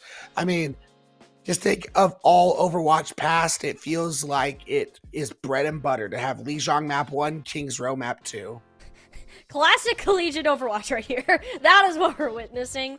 Classic Overwatch in general, man. In general, yeah. I feel like collegiate always picks this. Like, even in the... I played... In all of my NECC placement matches that I played with my Overwatch team, I think it was always Lijiang Tower every single time. Because... that's just how it is, I guess. And clearly these teams are no different, even if it's Division 7 to Division 1. Here we are anyways. This does mean that Mizzou want to focus more on this brawly point. Pella has options, likely returning over to that Orisa, if we had to make a guess, considering how well that worked previously. I'm curious if Boltaro wants to continue playing this counter swap game. We kind of ended up in a rock, paper, scissors tank battle. We saw Zarya swaps, we saw the JQ swap after he swapped off of the Orisa. Like, it got everywhere throughout that. I want to see what Boltaro's good at. Not what you think is going to be good into Palo, but what you think Boltaro can do into this team. It's all going to start right here, right now, as we load up into Kings Row. Mizzou Esports exploding to a 1-0 lead, hoping to make this a quick, easy night for them. But CSU had a lot of bright spots in that first map, so I don't think, you know, one can say this is definitively going for the side of Mizzou. As we'll talk about the defense here for Mizzou, because it's not like they have a lot of time to mess around and spawn and not, you know, pick something like you can on the attack. So, Sure. as I say that, they're all coming back. We do know they are going to play Ramatra, which is very interesting. I almost thought for sure they were going to stick to the Orisa, but we got Ramatra gameplay, folks. I don't hate it. It's been a minute since I've seen Ramatra gameplay, and Pella, again, very well-rounded tank player. I do not doubt their ability in the slightest. A little sad we didn't get Adventure. As you know, Rock Muncher gameplay. Some of my personal favorite. But here we are, sticking with Clairvoyant on this Tracer, Backstab Bud Sojourn. Seems California State Long Beach want to go for more of a divey approach to this. Which is interesting because they're going Winston with Genji, which makes sense, but the Cassidy is the weird wrinkle things here. I mean, I don't hate it, but that's not typically what you would do in this Winston dive. No, there seemed to be some slight disconnect too on Boltaro got chunked really low. Quaver had already committed with the dash, and Clairvoyant was just sitting there to meet him. These are the kind of communication pieces that need to be happening correctly for a dive. Playing a slower comp, I think Doom here swapping to the Sojourn will help that a little bit more. You just got to be careful because once again, Boltaro is facing the brunt of this poke. Because the big issue here is, who do you dive if you're CSU? The only diveable person really is Sojourn, who can just slide away. And then these anti-nades aren't going to get a lot of effect because of the Suzu. And that boop from Shadowcaster, it didn't actually end up hitting Voltaro, so they got a lot closer than expected. A great sort of collapse. Those are the kind of plays that California State Long Beach need to be pulling out, completely catching that off-angle little duo there. And it should be enough to at least get a tick, but since they're starting a little bit late on this capture, Mizu will be able to get a recontest. Nope, not with Skier going. I was going to say, do that. If you TP out and reset, you're definitely getting another touch, but with that going down early, that is not happening. Nano on a Boltaro finds Stratocaster. That's a first point cap for CSU. This is what we needed to see them come out and be able to do. Yep, we just needed some of the stars to align here, or maybe just some of the columns. At that, Boltaro, strong Winston player, and all it took literally was a single missed boop to actually get these eliminations rolling. Just under 5 minutes on this payload too, so with Mizu matching more of this faster paced dive style, I want to see how well they can continue to play into Palace Doomfist. No matter what they have to get at you, 3-card with the Primal, there it is.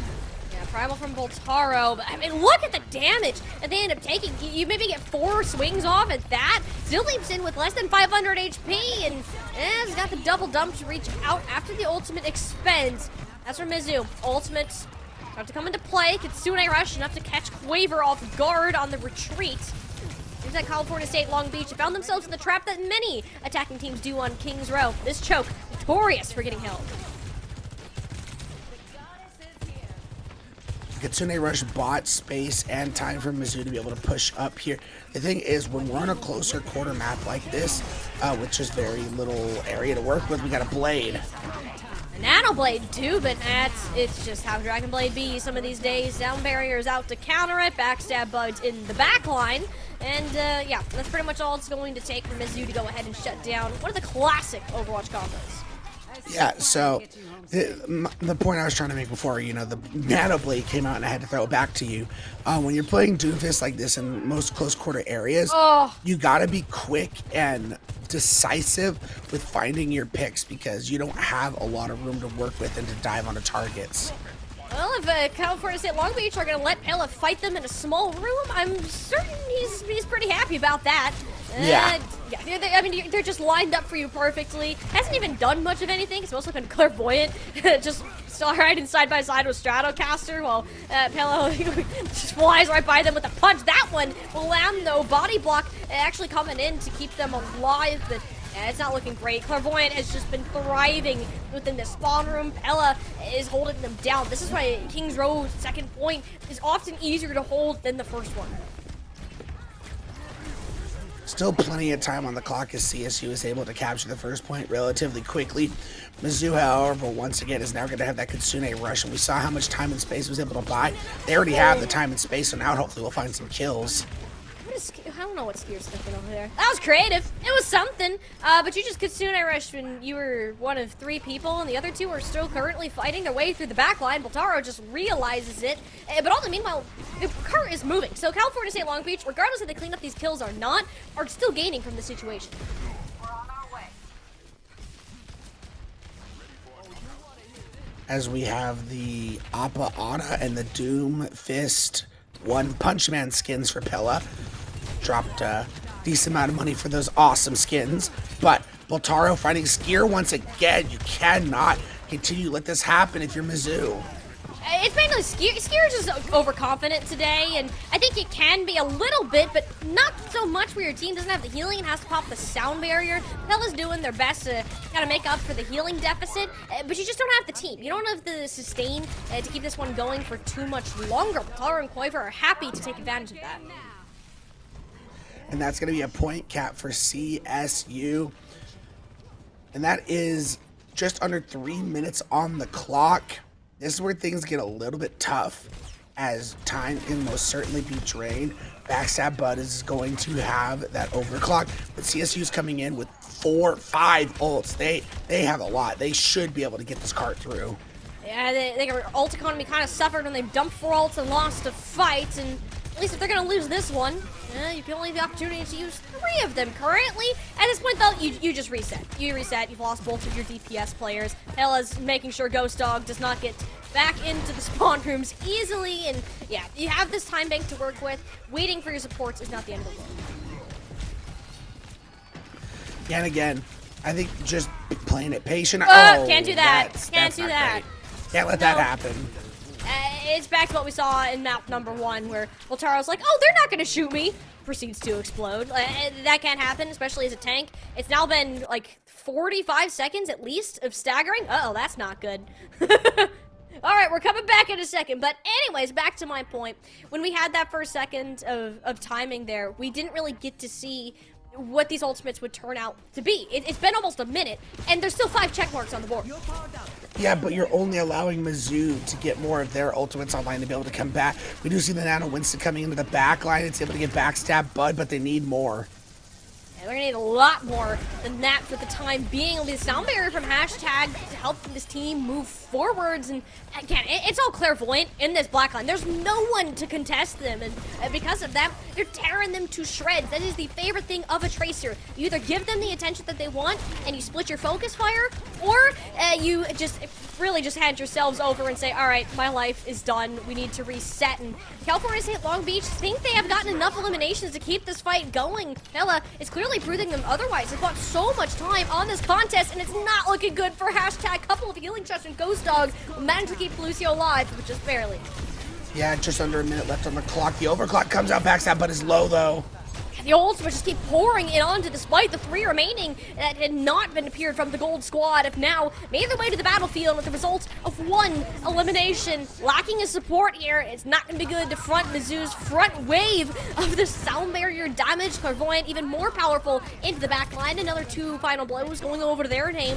And it's just Voltero against the world. Doomhair not having a great time against the Doom Fist, who currently has been set up for blood. I mean, 3 HP on this high ground is scary spot to be as a soldier. 10 seconds remaining. Most of the California State Long Beach team has managed to regroup, but what is it going to amount to? Only a nano in sight for this team, and last time it came out, it was pretty well shut down by Pela's punch, keeping the distance between Voltaro and the rest of the team. Skier getting aggressive this time and not punished for it is a key point. Soldiered out of the battle. California State Long Beach, they're losing players left, right, and center. The nano boost finally built up, but too little, too late to get anything of sustenance done. Voltaro punched away for the rest of the team. Pela keeping everyone nice and safe. Now will be the end of the California State Long Beach push. Again, I think that was a valiant push by CSU, but man, 5 ults. I think back to that one fight where they had 5 ults and they just didn't net themselves enough distance with that. And you're in a situation where you're Mizzou and you're down ults in a fight, but you're able to take a lot of advantage with just your sound barrier alone. And I think that's just the issue here is Mizzou has been able to get lots of value out of less ult commit. And it's happened a couple times throughout the points. Even when we think back to second point, 4 ults on the board turned into a lost fight compared to the 2 that Mizzou ended up pulling out. In terms of the ultimate economy, you have value. You're making sure you're not dumping them in weird spots, at least at the same time. But you're not getting the value, right? You're not getting the impact that are needed from using such a major ability. And it's this kind of little edge that CSULB need to find going forwards if they wanted to kind of dismantle what Mizzou are doing. And not to mention, Clairvoyant is still tearing apart the backline. That has happened for as long as they have been on Tracer. Something also needs to be done about that, and Quaver has picked just the hero to do so. Which is going to be interesting. So you're basically going into a full-on poke composition, but you also have the ability with the Lucio to speed and move around into different situations and different angles to be able to poke from. So I find this composition very interesting from CSU. This is supports comboed with these DPS and tanks. I gotta say that's a new one for me. Playing a highly mobile anti-dive comp poke. question mark? And hey, it's worked so far. Clairvoyant just ate a boulder for breakfast, and Quaver's helping clean up the rest of the elimination. So I guess CSULB knows something we don't. I mean, again, it's when you're playing against. I mean, we see a lot of swaps coming from Mizzou, but with what they were playing, if you position yourself well in a poke composition going against more of the dive, you can really, basically blow up the dive before they find any kills on you. You want to talk about positioning? Pella is on a mission right now. And it's in a completely different zip code. Wraps all the way through the back line. Doomhair's like, why is there a Junker Queen behind me? Well, good question. Why is Pella behind you? They really want to get the best of this team. Clairvoyant's had too much fun in the back line, so like, Pella's, I'm going to go ahead and try it too. Problem is your team doesn't really have a tank in front, so Bartara and Quaver have taken the rest of the space all in the meantime, so it doesn't matter what your tank ends up doing throughout all of that. Yeah, and this, I don't know if it's throwing Mizzou off, but this Sigma composition is really getting its job done.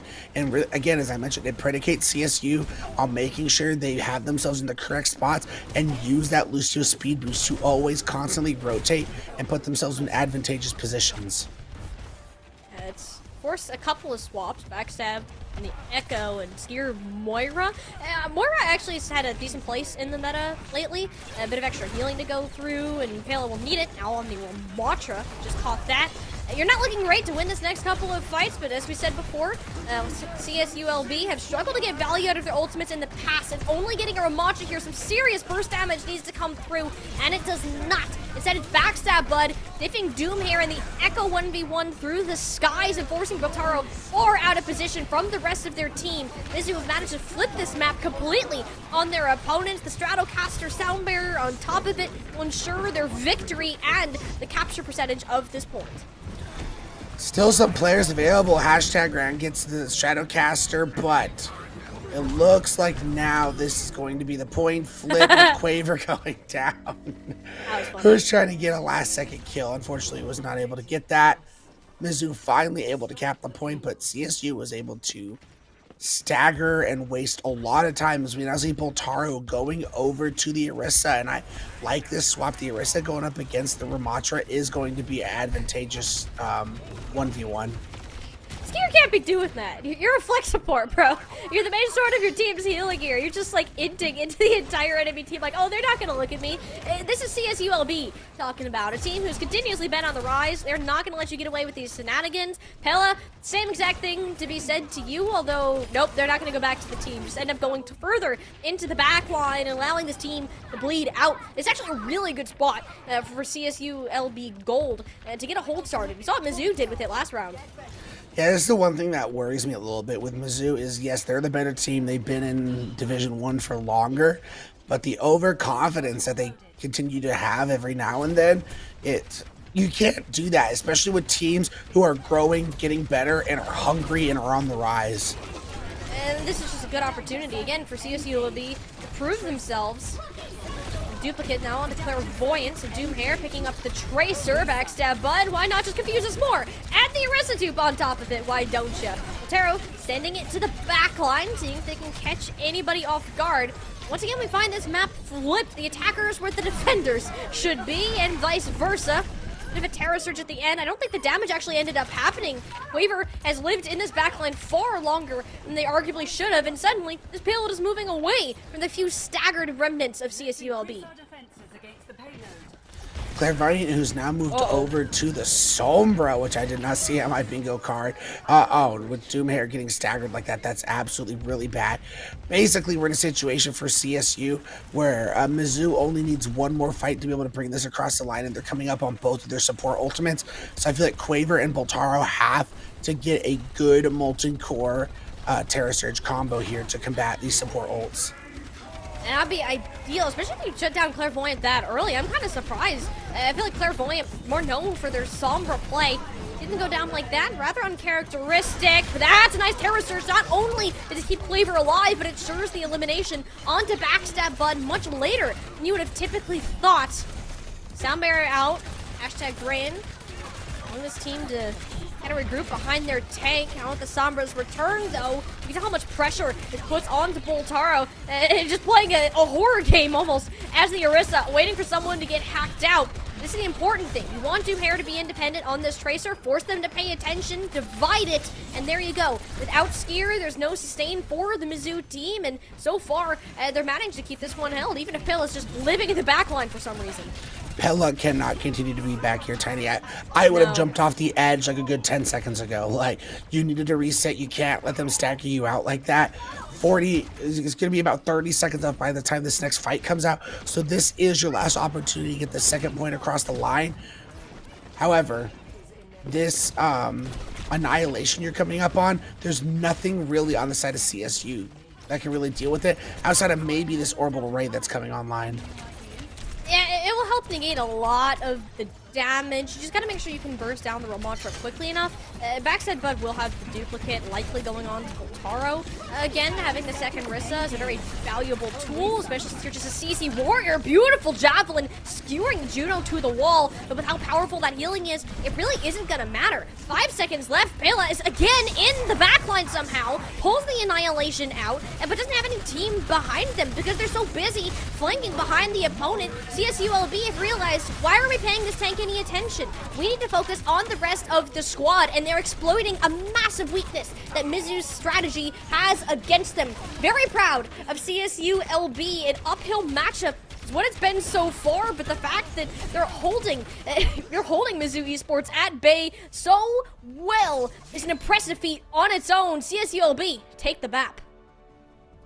Very impressive from the CSU LB squad to be able to come into this series and take a map off Mizzou. And again, one has to wonder, were Mizzou just feeling themselves a little too much, or is this a sign to come in the series, and do we maybe get a little bit of an upset? There's a reason why I'm not sleeping on CSULB, and this is a team I don't think a lot of people have been thinking about. I've been keeping a closer eyeball on them, but I mean, not nearly enough to say that, oh, they can take a map off of Mizzou. No, this is them identifying that, hey, Pella's just gonna flank the whole time and try to destroy our backline. Because we have such a speedy comp, why don't we just rush at the remaining 4 members? Pella's slow. You're playing Ramontra, and that's what they did for pretty much the entirety of that defense. After putting Doomhair on that Tracer, it dealt with the Clairvoyant problem for the most part. Waver's turret, it just simply existed. And there's so many things that CSU LB did right to understand what their opponents were doing and adjust accordingly. Going forward, can we continue to see the smart adjustments from CSU, and their teamwork and communication just seem to be at a whole different level? Or will Mizzou, get humbled after losing that second map, and we see more of what we saw on Lijiang Tower, where Mizzou kind of dominated? It's 1-1, folks. We have ourselves a series. We're going to throw it to a quick break, but make sure to grab a drink, grab some popcorn, because we got ourselves a series on our hands. We'll be right back. What do you make of this up here? Just showed up in the yard a couple days ago. Dog been digging in there? I don't think so, dude. That goes way down in there. Seriously, did you just lose your meat stick? Yeah.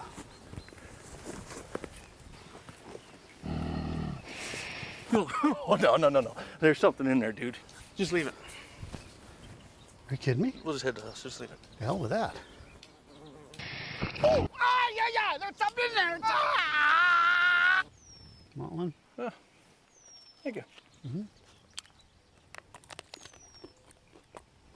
It was worth it.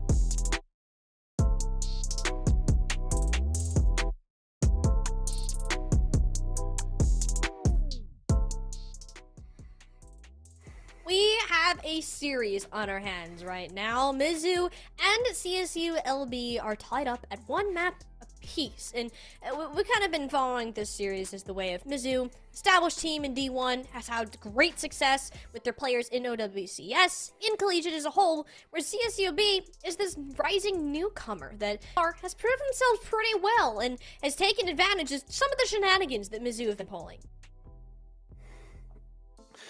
The question is, will the shenanigans continue, or will Mizzou, as I mentioned before break, get humbled from that map loss, and we see a little bit more of what we saw on Lijiang Tower. Map number 3, we do know, is Push, and we do have a ban coming in. It was New Queen Street getting banned by CSU, and the map pick for the side of Mizzou has been Runasapi. Shocker! We continue to follow in the suit of the favorite maps. Runasapi is kind of the winner, even though it was the most recently released push map. It slowly worked its way up to the top. I think it's true with any map type. Like, the more experience you have making the maps, I think you learn from what that looks like and make it better along the way. Runasapi is a great example of that. In terms of compositions, I feel like it's pretty open though, Ray. There isn't one thing that is, you must do this or you will lose, so I think that's kind of good for both of these teams who have tended to make quite a few swaps throughout the maps. Yeah, I agree. Runasapi is a map where you can easily see teams completely swap off compositions depending on how certain things go. And the wise words of a great caster named Bullskunk would say, on a map like Runasapi, it is never over. We have seen so many huge comebacks where it'll be like 124 meters to 0 and the other team will come back. Like, this map, it's never over. Like, when you get on a map like Colosseo, once the first point's been capped and you get, past the bridge, it's really hard to come back from something like that. Runasapi, it's always on the table. I think that's why teams love it so much, is it ain't over until it's over. It's kind of what it lives by. Fun fact about Runasapi, it's actually the exact same pathing as New Queen Street, right? The path is the same shape, which is kind of cool. But the structure is very different. There's not as much oppressive high ground. There's a lot of rooms you can dip in and out of easily, and it makes for some good angle congestion, which is kind of what I want to keep an eye on the most, this map. Particularly pertaining towards these DPS. Doomhair and Clairvoyant were kind of going at it on the Tracers in previous rounds. I don't know if that's going to be the same case here, because it does appear we might get a look at the famous Pela Wrecking Ball.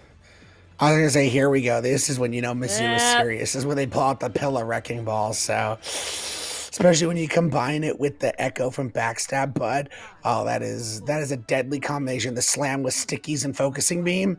CSU... in response, does have a much tankier composition with the Torbjorn Orisa. The only thing that worries me a little bit is I don't know if the Juno Lucio is going to get enough healing. They're going to get cooked. I can tell you that right now. Hey, Ghost Dog and hashtag. If you can't manage to dodge away from these pile drives, sticky bomb, rail shot, whatever combos, it's not looking good for your support line. They can't heal each other very well. They can't heal the team very well. For now, Pela is opting just to be more of a disruption tool, and so far you can say he's pretty successful at that, forcing Boltaro right into Clairvoyant's sightlines, farming up these rails, and even again, taking care of the tank first, something we don't see a lot of teams do. That's just the amount of damage Mizzou are able to focus fire onto the largest player on CSU LB Gold, forcing Boltaro to swap over to Hazard, who is a lot more sustained. Yeah, but that's trades 2 for 2 for the side of CSU. Oh, what are you doing? No. Oh, whoa. I don't know about that. Really don't know about that. I mean, I guess Quaver's confident. I didn't see Quaver behind him, and that's okay. It's just a mini tank on the field. You underestimate the strength, and that's exactly what we ended up doing there. Cart back in favor of CSU now, as they're getting a lot of their players back too. So, wow, early pick. Wow. Okay, Boltaro, I see you. That certainly shouldn't have happened. Backstab Bud and Skier clearly underestimated the damage output from this tank, and I'm sure Boltaro's certainly happy about this. It's just the first real time they've been able to play the game. I'm going to agree with you more. Pela will be very quickly coming in with these mines that they're going to have online, but that's really the only ults from either side that we're going to be seeing. Yeah, minefield. Pela's just being a nuisance. That's what all great hamsters do. Pile drive, certainly to come down and can them with the minefield. Also CSULB Managed to get out unscathed, but how split are they really? There were a couple players in that side room, but now they're going to have to give up a little bit of cart progress just at the cost of making sure everyone can stay on their feet. Backstab Bud.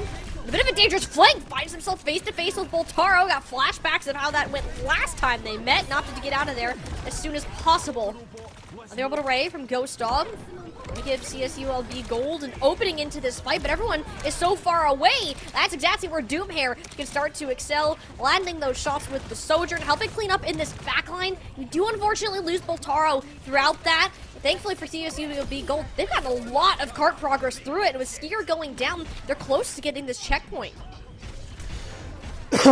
Pella does get a big pick there on the Ghost Dog, but it looks, I can't tell for sure. It does look like they capped the first point. So that's not good. Forward spawns are now unlocked for CSU going forward. I mean, we have talked about it's never over on this map, but getting those forward spawns, big deal for CSU. They're, again, taking advantage of Mizu's split taste style. Mizu want to turn this into a team deathmatch, and CSULB are not having it. Even in moments that are more synergized, you got the Sound Barrier, you got the Molten Core. You're zoning off a lot of these attackers with full-on range. Doomhair is at least scoring these trades left, right, and center, so we're in a 3v3 type of situation. It's really only Pella with an immortal amount of health. The hamsters simply don't die. That's how good this tank is right now, and that'll be their second final blow, and just this, Mizu Esports will get some progress going. Yeah, but again, I believe that was 4 for 4, so it's like there was really a 1v1 with the 2 tanks remaining, and with where the cart's positioned right now, the forward spawns are a little bit closer to CSU right now, so you can't afford to push up too far with your Pella without dragging. Oh, the body block! Oh! Wow, the body block. That's insane from Boltaro. I love that. Love that so much. Those are the kind of plays I want to keep seeing, especially after you lost that fight, committing 3 ults to Mizu's 0. That is a massive turn of events. You do lose out on Doomhair here. The Wrecking Ball is going to be back quick. The Pharah will have a much more effective range, so it's seeing how long CSULB can maintain control of this payload. Stratocaster say about it, and it does not want to be long. That does go a little bit wide on most of the team, but Boltaro got their one. Looking for Stratocaster now, who got really aggressive there. Not too much you can do, though, with Pella ensuring the rest of the team can't help their tank. Yeah, forward spawns were unlocked there. They won't be able to get their Lucio or their Torbjorn back in time, but everyone else looked like they should get the forward spawns. Skier's also going to have this Kitsune rushes. We see Quaver making a swap off of the Torbjorn over to the Tracer to match Clairvoyant. So now we're going to have one of those classic Tracer 1v1s, baby. And what, I can't wait to see it. We know what Clairvoyant brings, but Quaver's had themselves a series. Quaver has, but it's kind of hard too, because not only are you really fighting the Tracer, you're also fighting the Wrecking Ball, who's oftentimes holding down these flanks, or the Lucio in this case. CSULB can't really afford to make that same split more often than not, because hashtag needs to be playing close to the Juno. If you don't do that, you're going to get burst down just like that. Mizu takes the lead with a 10-meter lead and counting, and Skier's still yet to even use that Kitsune Rush. They haven't even needed it, but in the meantime, Ghost Dog has built up an orbital rainbow. Quaver! What happened, Quaver? Oh, it happens to the best of us. I believe it actually might have been a bit of an assist from Pela, but ended up using a couple of blinks there to make sure it wasn't actually going to their ult charge. Not that would have mattered, since Pela already had the minefield and is wreaking havoc in the back line. Ghost Dog, you can run, but you cannot hide from the hamster. And Mizu right now, they've gained a significant lead over the bar CSULB Gold. As said at this beginning, they're fighting them in the spawn, and the robot hasn't even rounded the corner, Ray. Yeah, things are getting rough now. Kitsune Rush is now out for the side of Mizu. But again, I think CSU's smart. They haven't really used anything, so they can look to hopefully get out of spawn and re-engage with this orbital ray, and they have a pulse bomb available to them.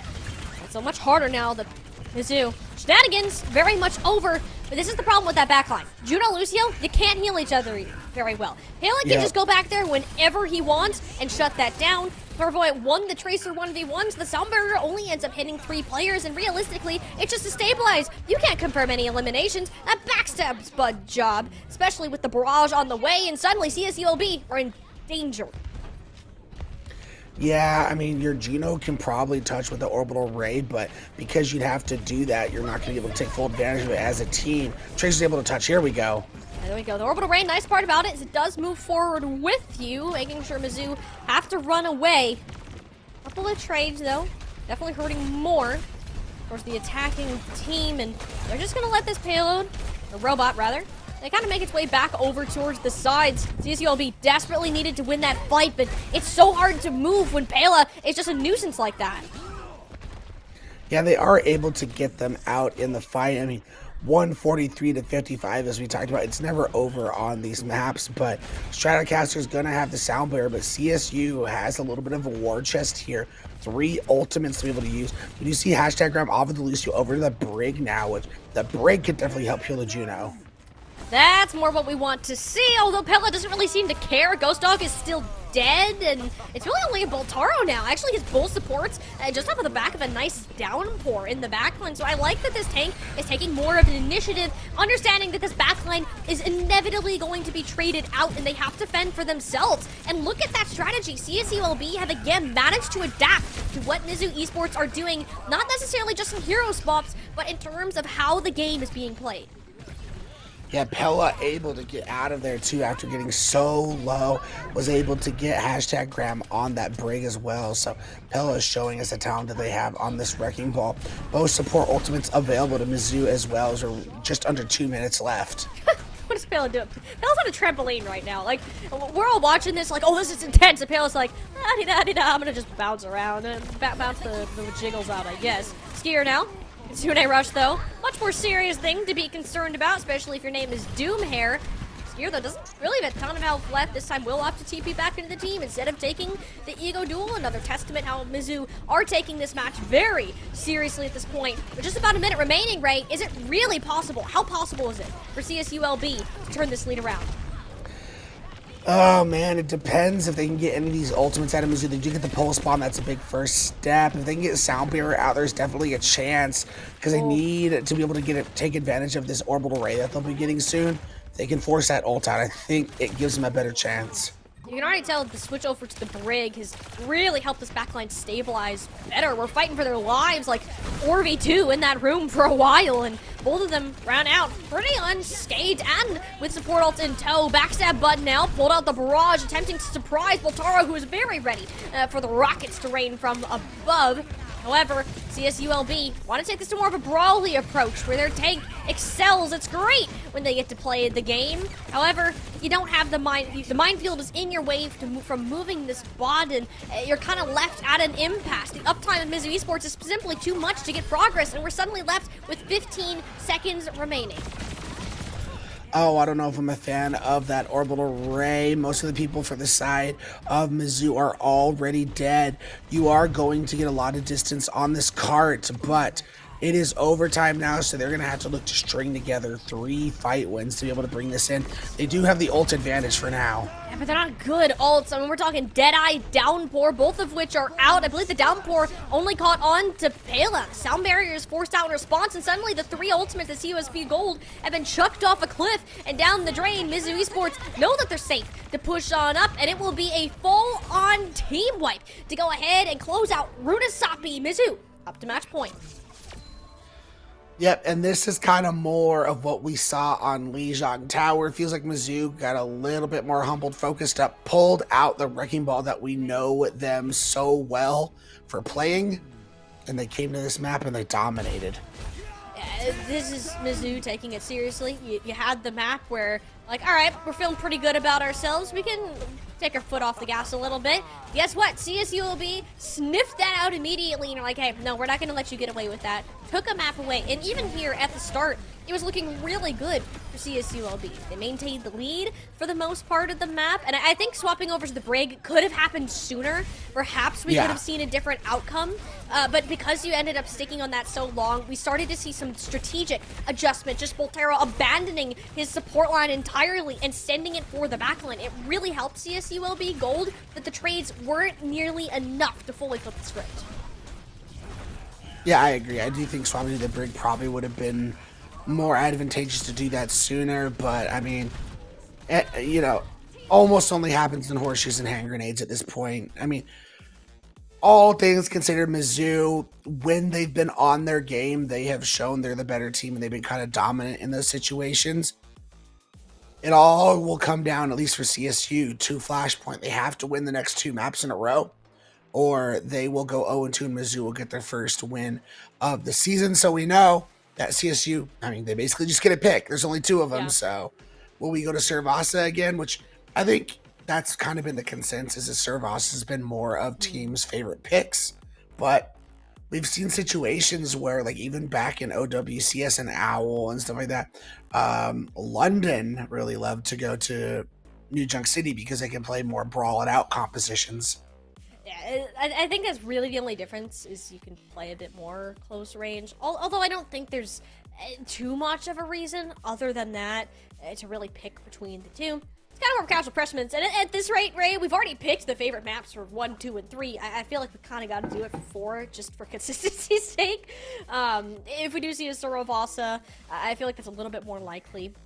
Strategy that we have seen pulled out from CSU LB. Like, again, I'm still impressed with their ability to adapt mid-game. It's something that you don't see in a lot of teams that are kind of climbing, or really just to do this quickly. So it's a really good testament to why they're in the Division 1 in the first place. But I think we are seeing a little bit of a gap when it comes to how these players are mechanically, especially when it's come to more of these Tracer and the Wrecking Ball pieces. Want to play at more close quarters, try to deny a lot more of these dives. I think that is another reason to pick New Junk City, which it appears that CSU LB is on the same page of.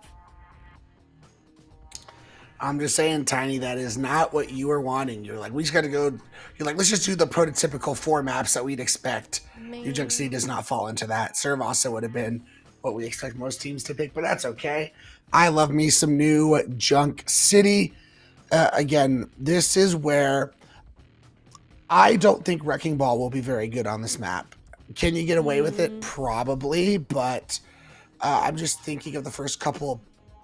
I'm thinking of some of the points, and I just think it's going to be more advantageous to play like a Hazard or maybe a Doomfist, or maybe even you go Junker Queen or something like that. I don't. If anyone can do it, it's Pella, though. Yeah, I'm not worried about Mizzou. Pella is a very flexible tank player, so they're kind of like, we can play the Orisa, we can play the JQ, we do whatever we need to do in this point, so more so on CSU LB Gold and their sort of decisions. I really liked the Hazard out of Boltaro in that last map, and if we can kind of keep that up going in New Junk City, perhaps there's a way for this team to push this series to a map 5. But it's going to take a full squad effort here and to actually make that happen. Mizzou Esports aren't messing around anymore, and certainly are going to be taking this next map seriously. Will Mizzou finish off this series a nice clean 3-1, or does CSULB force a map number 5? Taking a look at these teams, CSU looks like they are looking to play more of an Orisa composition. We saw what happened last time going up against Pella's Wrecking Ball, who they're highlighting on right now. The question is, does Mizzou commit to this? I mean, I wouldn't put it past them, to be totally honest. And I think this comp, again, can very well work. It is a pretty open map. Pella did an excellent job disrupting and kind of picking off this backline. So if Mizzou want to roll out with this, quite literally, then I see no issue with it. CSULB, similar strat, but this time starting on the Tracer, perhaps expecting it from Clairvoyant. Oh, they're in for a nasty surprise.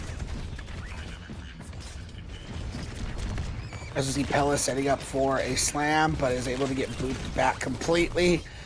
Question is, do we see a brick swap pretty quickly? Because #gram's already down. Yeah, it's a little rough. I mean, they do burn Pela. I guess it's kind of the disadvantage of playing in a small space as a Wrecking Ball. A lot easier to focus you, so it's harder to miss you than it is to hit you. You just don't have a counter for a lot of these DPS players in the front line, so Mizzou will be able to go ahead and grab that first cap. You do have a lot of frontline damage from Clairvoyant and Backstab Bud on the Echo Torbjorn, so that puts a lot of pressure onto Boltaro, even though you are very tanky. But Ghost Dog getting Skier out provides a window of opportunity for CSU to get back in. And just getting that kunai to the face of Skier there, 0 sustain really. Mizzou in the back line, Boltaro will make sure if that actually becomes true, getting the second support and a fast swap to come in. Again, the adaptation of CSULB to meet Mizzou at their own pace is amazing. excuse me. As we see Mizzou trying to regain, there's a skier goes down early again. I feel like it's a common theme every time Mizzou's on the back foot. At least this time it's not nearly as bad since Ghost Dog also ended up falling. In fact, I'd argue that's worse for CSULB since most of your characters are pretty self-sustainable unless you're Backstab Bud trying to 1v1 a Tracer. Don't recommend doing that as an Echo. You will most definitely lose, but it is a good sign for CSULB. They opted to wait for their Kiriko to get back. Aiming for the stars there, I guess, Doomhair. You do have a full regroup now from CSULB. Ghost Dog, Kitsune Rush, more towards the objective, and that's where you can kind of collapse on these more stagnant characters in the Kiriko and Torbjorn, just for disregarding Pela's presence entirely. I love this type of strategy, and waiting for their team to go up. The discipline is great. You think Torb's good now, folks? Just wait till we get those perks. Anyway, for the side of CSU, flipping that point, it's all going to come down to one final fight, and they're going to have a sound barrier to match the sound barrier. Really, what I think it comes down to is what gets more value, Backstab Bud's Duplicate or Boltaro's Terra Surge. Duplicate onto the Orisa now. We got a whole herd of battle cattle on the battlefield. Sound barrier from Stratocaster. Was at a decent time, but the problem is you don't really have that to stop the Terra Surge. It's arguably one of the most impactful ultimates on the team. That's what got Lava for. Clairvoyant, an expert at zoning players out with the Torb, and will continue to do so for the rest of this point. Mizzou will go ahead and claim Arena. Yeah, ironically, it didn't come down to that, as we did see Boltaro did get more value than the Duplicate, but what it came down to was Clairvoyant had the much better Molten Core, was able to clean up the point. Mizzou taking the first point, CSU now making some swaps. Boltaro is going over to the D.Va, which, again, that's all about applying maximum amounts of pressure onto Pela. Or really just disregarding the presence anyways. 9 times out of 10, you're not going to kill a Wrecking Ball. So, Pela, again, it's more killable that you're in a smaller space. At least do enough damage to make sure that you can force the Wrecking Ball away from your team. But if you focus on them a little bit too much like we saw there, you're ignoring the more killable targets, like these supports and Stratocaster and Skier, who continues to take a beating at the mercy of CSULB Gold. The Kitsune Rush kind of helps clear away this minefield. You don't have a full way to re-engage. I mean, Ghost Dog is working overtime, chucking these healing Ofuda and trying to get these teammates up past half HP, and by the time that happens, it appears CSULB have plenty advantage in the player market. Yeah, no, so more of what I meant with the D.Va putting pressure onto the Wrecking Ball is, yes, mainly D.Va's going after some of these smaller targets, but we've seen time and time again where Pela's been able to get away with very low health. You have the ability, Boltaro on the D.Va, to be able to chase that down or have that extra damage with the micro missiles to actually get them down. Or to kind of chase Backstab Bud in this manner. Just force out the Duplicate. Oh, yeah.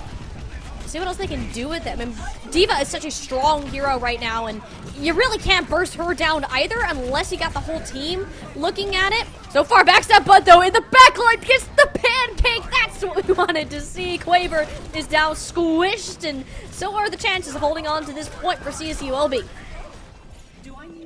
If I had a squish on my bingo board, does it count that it was from an Echo and not a D.Va? Yeah, I'd say so. That sounds fair. All right, let's go. As, again, Skier going down early. It's going to have to force Mizzou to back up, play safe, and CSU can now re-engage knowing their main heals are completely down. Yeah, no, you don't really have that resource to work with. Pela's busy 1v1ing a Tracer in the back line. Like, Doomhair is completely keeping the tank occupied. And again, it's so easy for a D.Va to focus down these targets if there's not something really deterring them. And Boltaro has made it their main mission to run these players over. 2 booster final blows in a fight is certainly a rare thing to see, and we're really starting to see, again, the strong adaptive skills of CSULB to work against their opponents.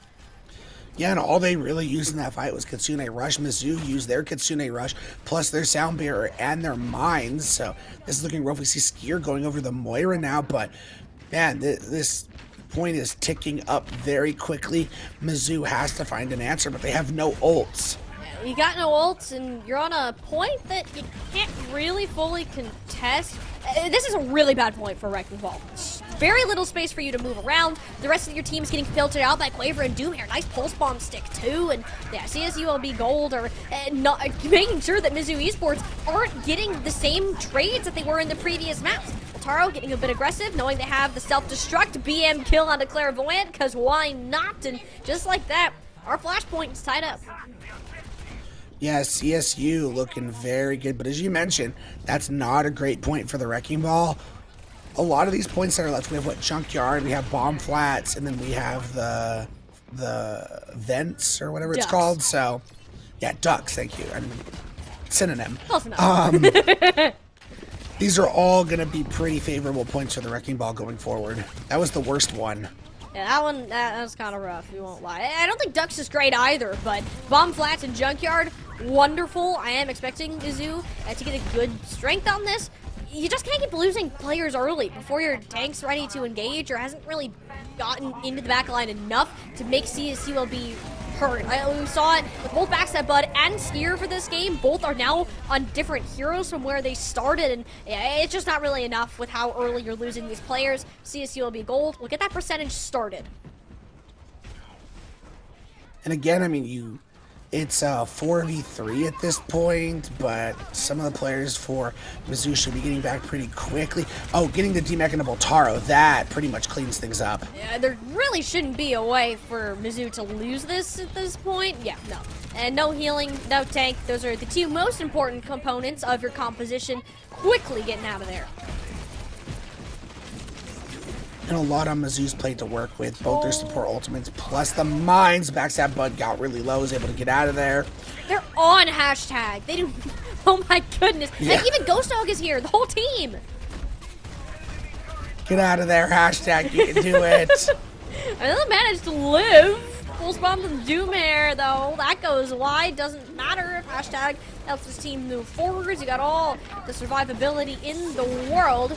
Skier though, that Coalescence looking a little scary. Defense Matrix can't do much, but the boosters can make sure Skier won't be able to reach the rest of the team. And these are kind of the plays that we want. Zoing out the healing entirely so Boltaro can tear this team apart one by one. It's what Mizzou are trying to do on the ball comp, but they just don't have the burst damage for it. Yeah, we see Clairvoyant now making a swap over to the Mei, which, I mean, you could do a lot to disrupt Boltaro Mizzou's there, with the but point. outside of that, I'm just not so sure about what the idea behind that pick is. Mizzou had the point that entire time. They're going to get all the way up to 100%, even though CSULB were fighting like a 4v2 at some point. They never actually got towards the objective with how far up Mizzou were holding. Yeah, a little bit of a mistake there, but with how fast these points tick up, CSU has to win 2 fights to be able to get this, and they got a Kitsune Rush, which again should be able to win them a fight. I mean, with how long it's taking Mizzou to re-engage, it's only going to come down to this fight, and there's the Kitsune Rush. Yeah, Kitsune Rush is out and Ghost Dog is in there like Swimler, or rather maybe it's Clairvoyant. Where is any support for this Mei? Well, let me tell you, there isn't any because everyone else is looking at Quaver, the flanking Moira Bile Drive combo. This team's very split, sure, but CSULB know that this is going to be the final fight. If they can burn down these heroes quickly, then perhaps there's a chance. It's got to be even faster now with Ghost Dog out of the picture. Boltaro's health bar getting lower and lower by the second. Self-destruct will allow them to regroup, and because of the positioning it forced, hashtag and Doom here, ready to collapse on both Backstab Bud and Skier. Wonderful usage of the self-destruct ultimate, not only for the remake, but to buy the positioning properly. Pela now, the only one standing for Mizzou on this point, one of the better Wrecking Ball maps that we're gonna go ahead and see, but it's not looking great. We're back to an even footing with how quickly these heroes can regroup with each other. Pulse Bomb goes out, it's not gonna hit his mark. Backstab Bud, any better luck? Nope, that one's eaten right up by Boltaro. Mizzou Esports, they're just chucking things at the wall and seeing what sticks, and only for now, it's an icicle between the eyes of Doomhair, the only thing that's managed to land. Clairvoyant really doesn't want to use this Blizzard, but ends up popping it anyways, but who were you using it on? The Diva was long out of there. It's more so a zoning ult than anything. Stratocaster now has to use the sound barrier to keep this sustained, and this is the classic fast-paced dive composition fights that we are used to seeing. Haley gets another on a Quaver. The D-back onto Boltaro should go ahead and put an end to all of this chaos. Surely Backstab Bud and Stratocaster bringing out these final cleanups necessary for Bomb Flats, and my goodness, Ray, what in the world was this point? It was just everything we want in Overwatch. Crazy fights, crazy plays, crazy ultimates. And in the end, Mizzou is able to get it done. I do think they probably used more ults than they were hoping to, having to throw in both the Blizzard and the Sound Barrier. But in the meantime, they basically built up to their other 3 ultimates. So I really don't think it's going to be that big of a deal. We do see Doomhair going to go over to a Cassidy now. More than likely, giving them some distance range to be able to shoot at this Mei. And the Tracers seem to be having trouble dealing with the Mei. It's a little bit tricky, but who's dealing with the Moira? Skier's turning into a dive support. Can't really do that with Moira since you just have a single get out of jail free cooldown, and not a good one at that. Voltero's been great at punishing these overextensions from the support line, making sure Mizzou really doesn't have any sustain. I think that's why Clairvoyant went over to the Mei, just to be able to live a little bit longer with how much their support line is getting beaten up. Yeah, that was a big mistake from Baltara. I don't know why they flew to the high ground like that and got hit by like 3 different mines. It's like, did you forget the mines were up there, or did you think they were already deactivated? And they just get completely blown up, lose their mech. And once the mech was out, there was no way you're flipping that fight. I mean, the whole team was kind of dead anyway, so if anything, it was a fast way to make sure there was no ult charge lost, and Voltaro could regroup in a fast fight, which CSULB, speaking fast, they're pushing the Kitsune rush early. Maywall from Clairvoyant helps separate them a little, and Backstab Butch is not having a good time with Doomhair at all. It's like the 3rd time I've seen a headshot to the face, kind of ending that Tracer player, and that's enough just to deter Mizzou from contesting. High Noon alone is able to buy the point flip for CSU, so now they're just getting all of this free percentage gained. Huge matrix from Boltaro. That is the only thing that ended up saving Doomhair in that exact instance. And oh no, it's looking a little bit shaky for Quaver. That's why you pop the Sound Barrier. Plenty of health on the way. Can't quite say the same for Skier in the backline. Clairvoyant making sure the D.Va stays off the team as long as possible, and this is these more chaotic trades that we were expecting from these couple of teams, and the Mei getting a lot done in this instance, just not enough against Doom. Yeah, no healers though, so they're gonna have to be a little bit more careful. I mean, you do get those passive heals, but this means you gotta make sure you're playing your cover and not get hit, so you can get healed up all the way from those. Quaver and Boltaro gonna have both their ultimates online, but Stratocaster has the Sound Barrier. And Mizzou, I'm liking their ult a lot better than CSULB right now. Ooh, Backstab almost had the read on a hashtag, saw a little bit of sidestep there. Trying to juke him out, but I mean, Skier's dead again. It's been the first elimination in so many different fights.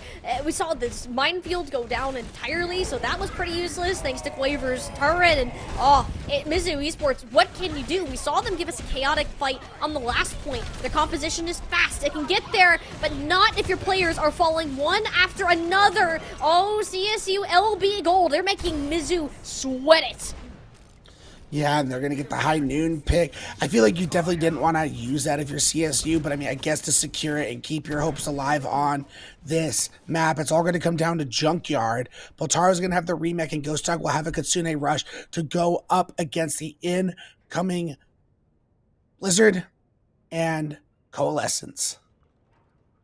I am excited to see how this is going to end. Can Mizzou send CSU home, or are we going to map 5? Support ultimates along the way, and Skier gets shut down through theirs. This Moira pick has not been it at all, and CSU will be exploiting what is kind of the Achilles heel of this Mizzou composition, forcing the fade early and burning Skier down as soon as it is out. Looking to be a first cap with a bit of a stagger on a Clairvoyant.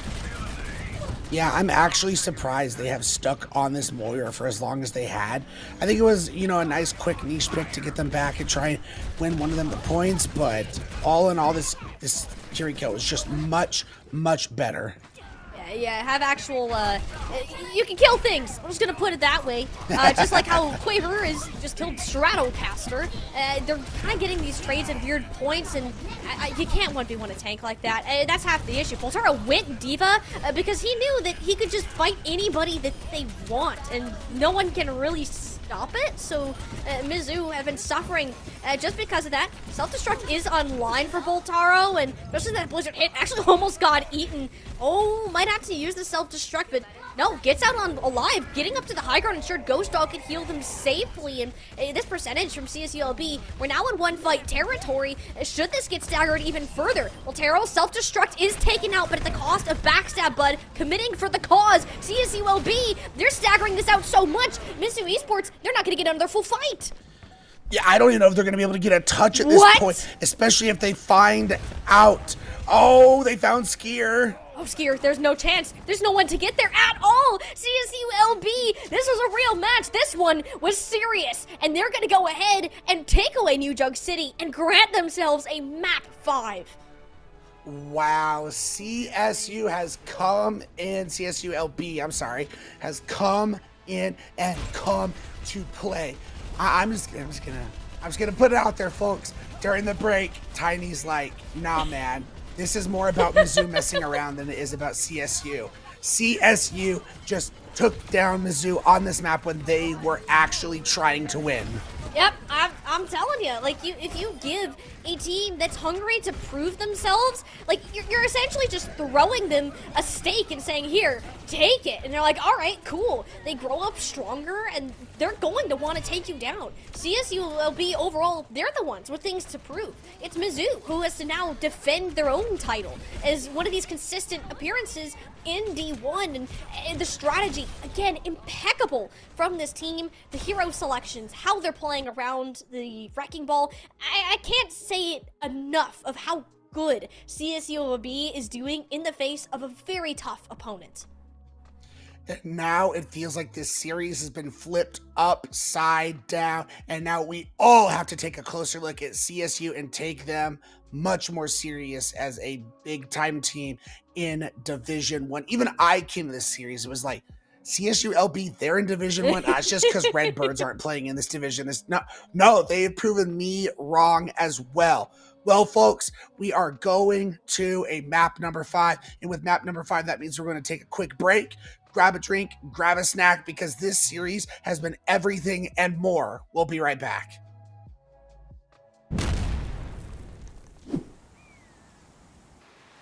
Oh man, this is incredible. Oh, wow. Huh? Yeah, that's pretty cool. It is pretty cool. Hey man, grab me a meat stick. I think I can reach it if I just a little more. Just let me go a little. I can't. Just a little more. I almost got it. Careful! Oh God! No. Come on, just reach. Reach. Just grab my hand. I can't hold it. Grab my hand. Give me the meat stick. This other hand's closer. The one with the stick is... Oh.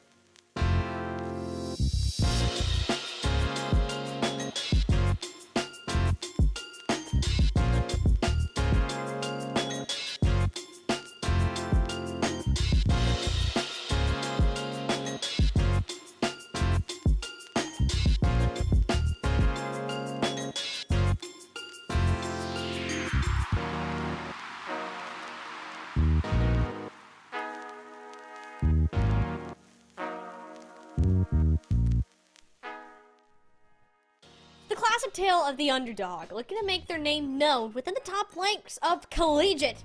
Whereas now Mizzou backs up against the wall, tied at 2-2, with only one map to decide who will take home their first win of the NECC season. And Ray, this isn't a situation that CSULB haven't been in before. They actually just last week against Converse found themselves in a map 5 spot, one of the best teams out there.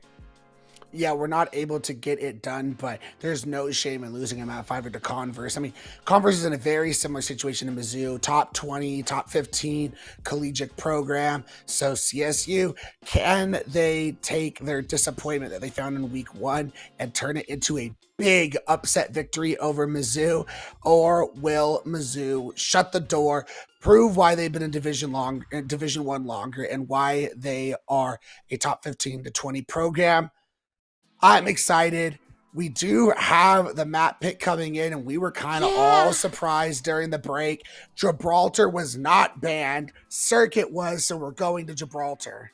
We're going to the dive map of all dive maps, where Wrecking Ball is very much valid, or Winston, or Diva in that case. And perhaps that Diva is the reason that this wasn't banned. Circuit Royale, more often than not, comes down to that of snipers, and if you don't have confidence in your snipers and that raw mechanical skill, then you want to force a map that can actually allow you to continue this macro play.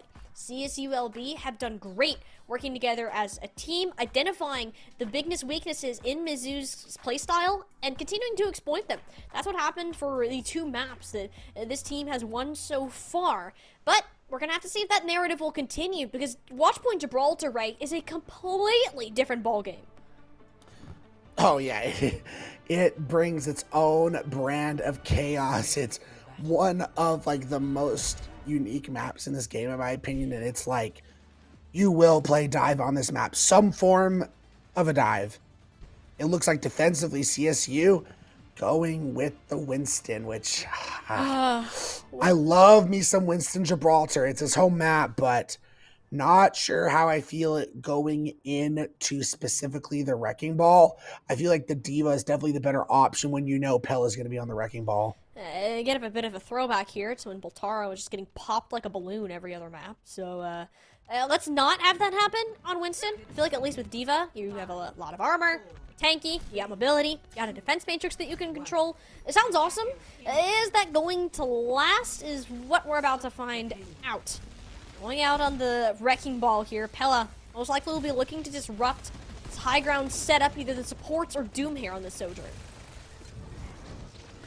Then we see Backstab Bud on the Echo with Doomhair on the Sojourn, so definitely have the ability as Doomhair to be able to take shots in the air at Backstab Bud.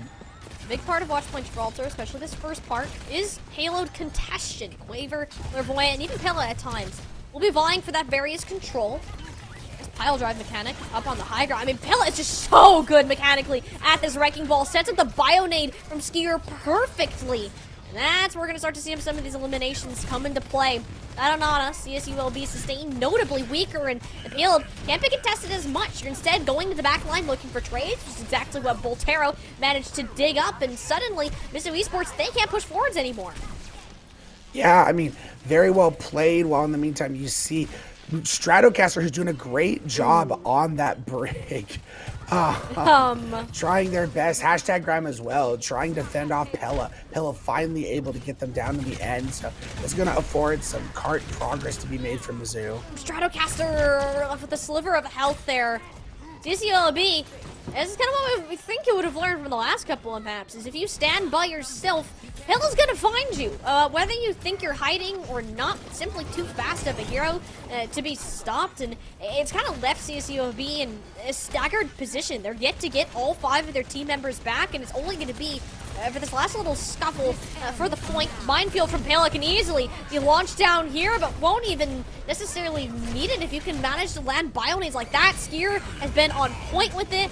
Minefield will be laid down just to be a little bit of insurance. It seems to be Gold are committing quite a bit to this. It's actually the 3rd ultimate that's been pulled. They really think that it's winnable, and honestly, with how well they've been managing to keep Skier and Stratocaster in check, it very well is.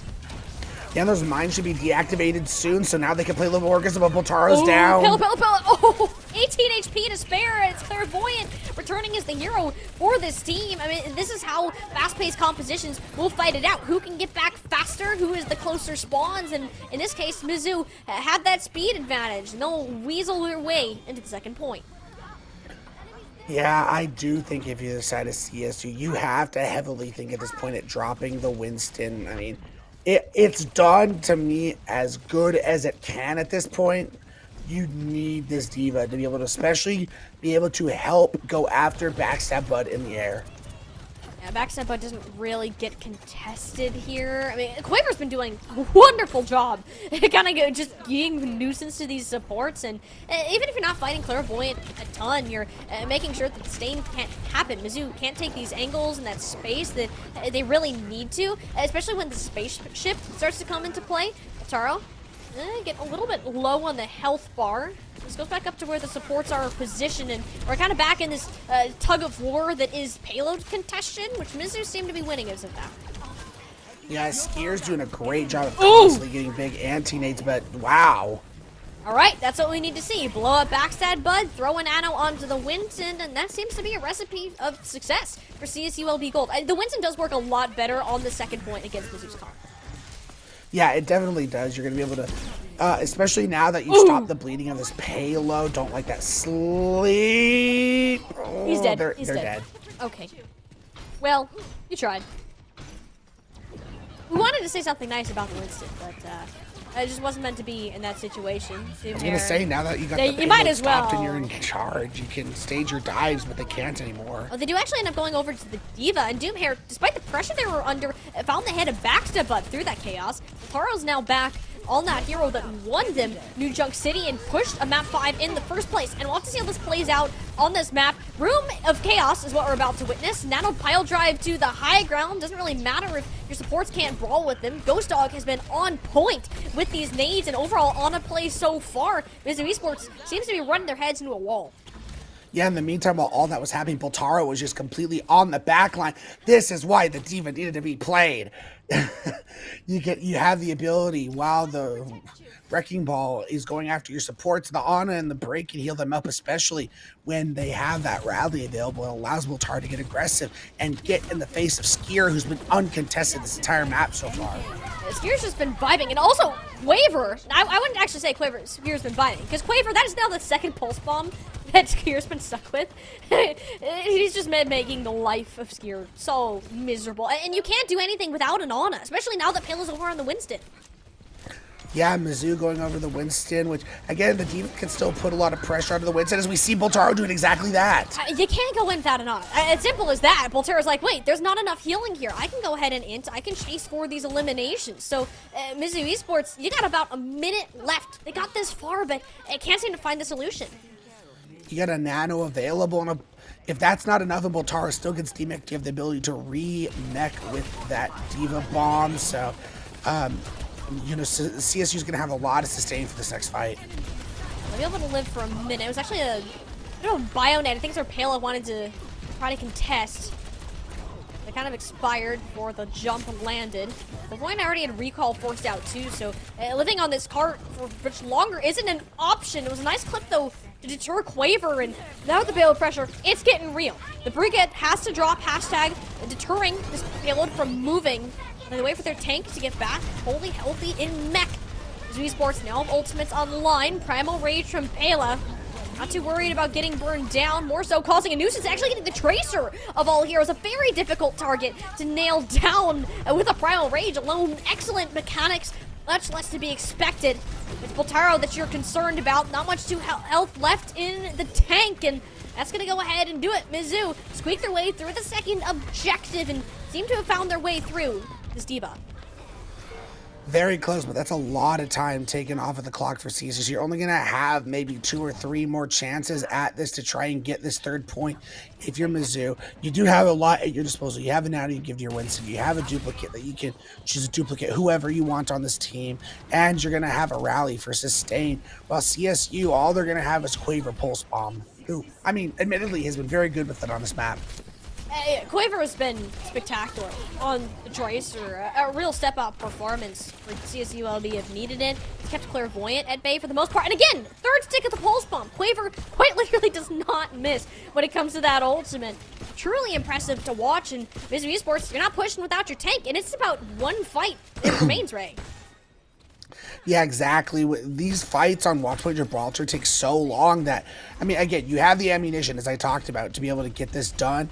In the meantime, though, CSU should be able to build up to both this overclock and this Diva bomb, so... Quaver again getting the first elimination in this fight, sealing the deal of Clairvoyant, and this might just be the end of the push. Quaver, what a performance here on this back half of the map. Mizu can't seem to find a way around this Diva of Boltaro, and it'll be just shy of a full completion here.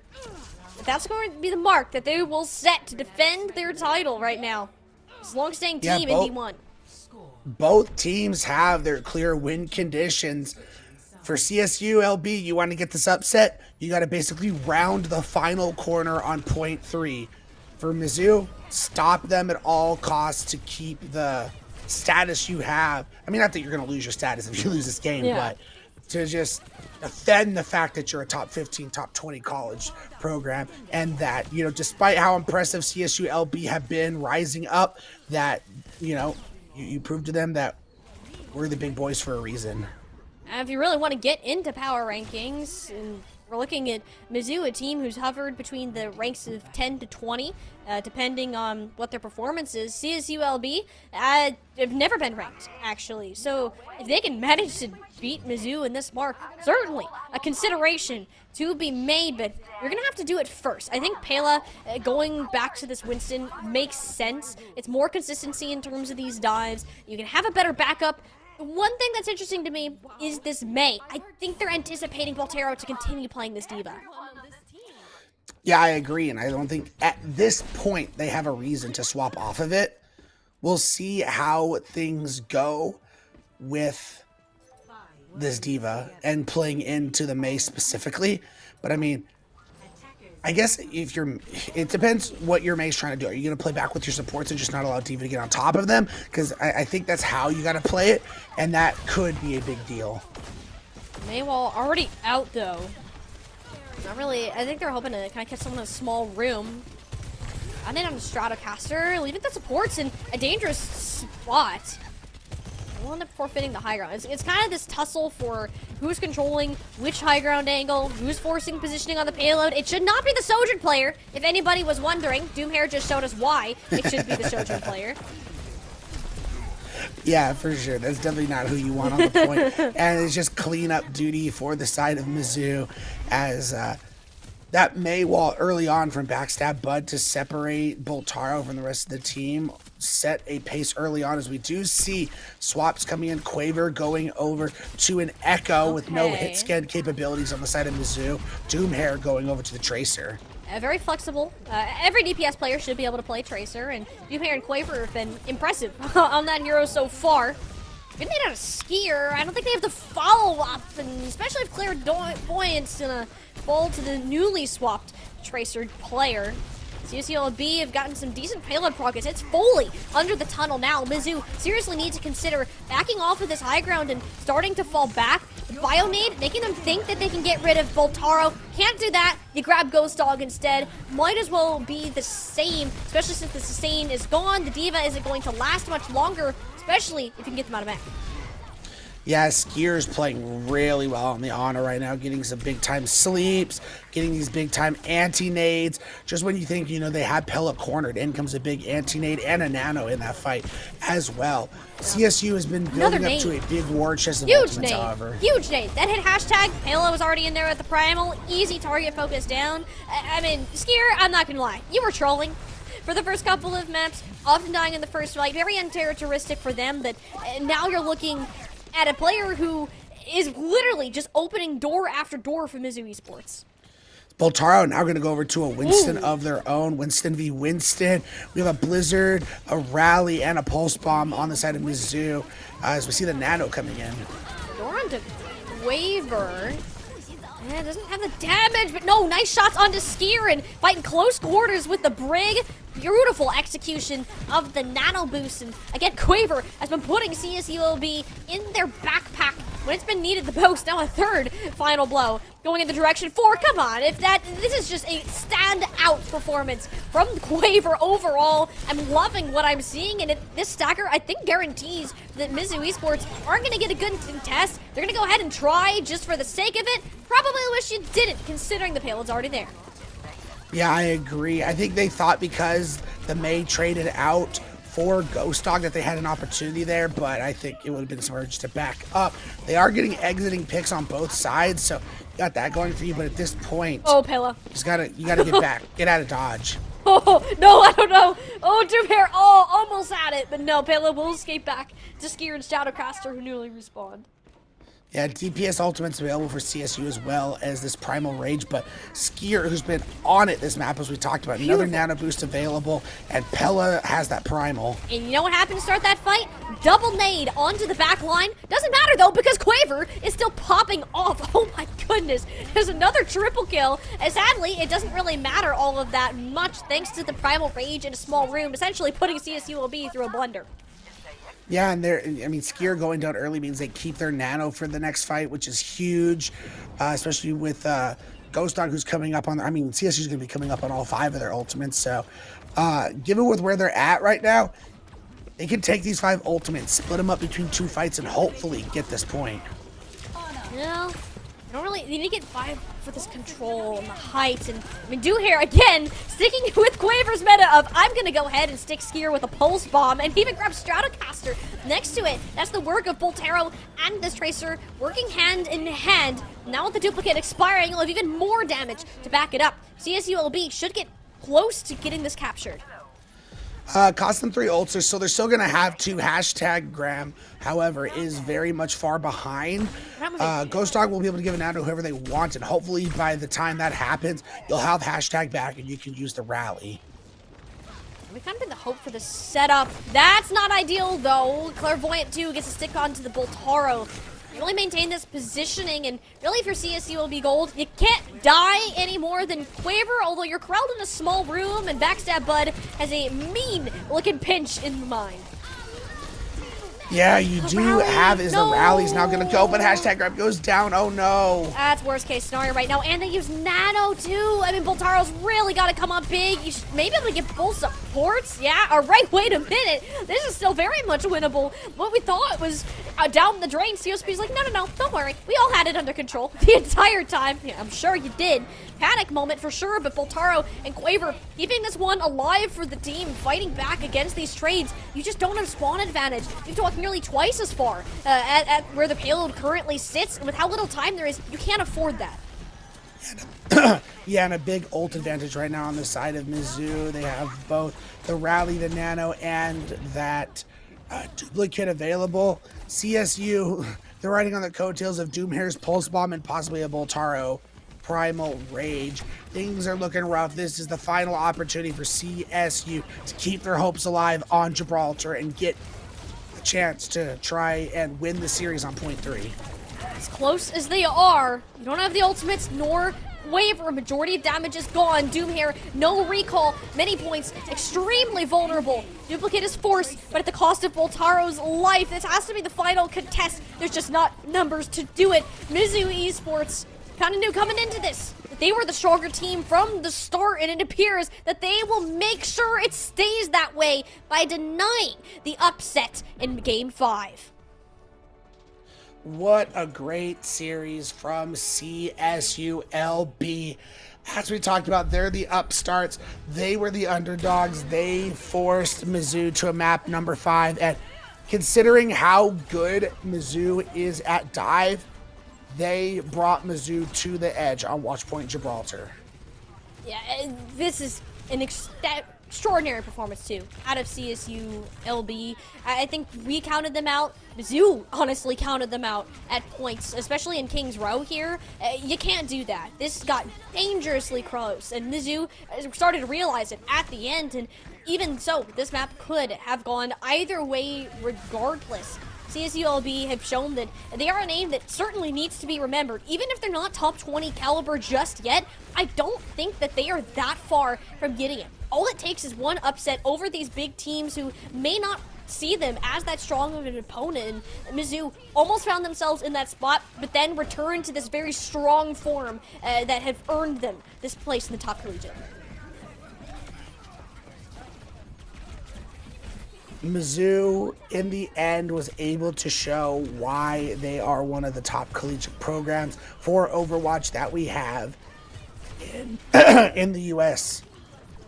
I think, it's funny because Mizzou won this, and I'm very happy for them, and it's great. They proved why they're better. It's just making me think so much differently about CSU and who I would love to see them matched up against. Like, I would love to see them go against like a Cumberland or like a Bellevue or, one of those teams that are kind of on the same level as Mizzou. Like, I would love to see that. And I don't think it's too far out in the future. And, I think it's fair to talk about CSULB in this standpoint because I think this game was of more significance to them. Having a strong performance in it, that's really great. Where, as Mizzou, you're coming into this expected to win. You're expected to come up big. And I think that something, too, today that was a little bit tricky was you had players that had to play in OWCS right before this.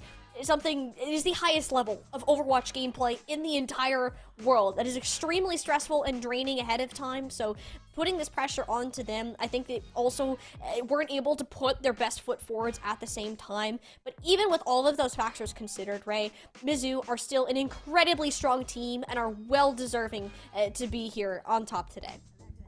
Oh, I agree. Congratulations to Mizzou, and I think the fact that a lot of them were playing OWCS today definitely factored. Like, fatigue definitely hits in, especially when this ends up going 5. So, Congratulations, Mizzou. I mean, I'm just very, very proud to see you guys holding it down for Division 1, and we'll have to see with, Redbirds not participating.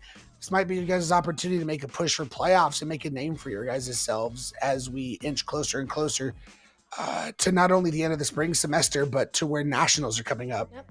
Perhaps Division 1 may be a bit closer than we initially thought, Ray, and if anything, that gives us more Game 5s. That gives us more high-intensity situations, and as casters, as fans, as audience members, those are the things that we like to see. It's been an eventful day here on the Overwatch stream for NECC. We're going to go ahead and call it. Rest up. Have a great rest of your Valentine's Day, everybody. Have a great weekend, and we'll be back with some more esports action starting again on Monday.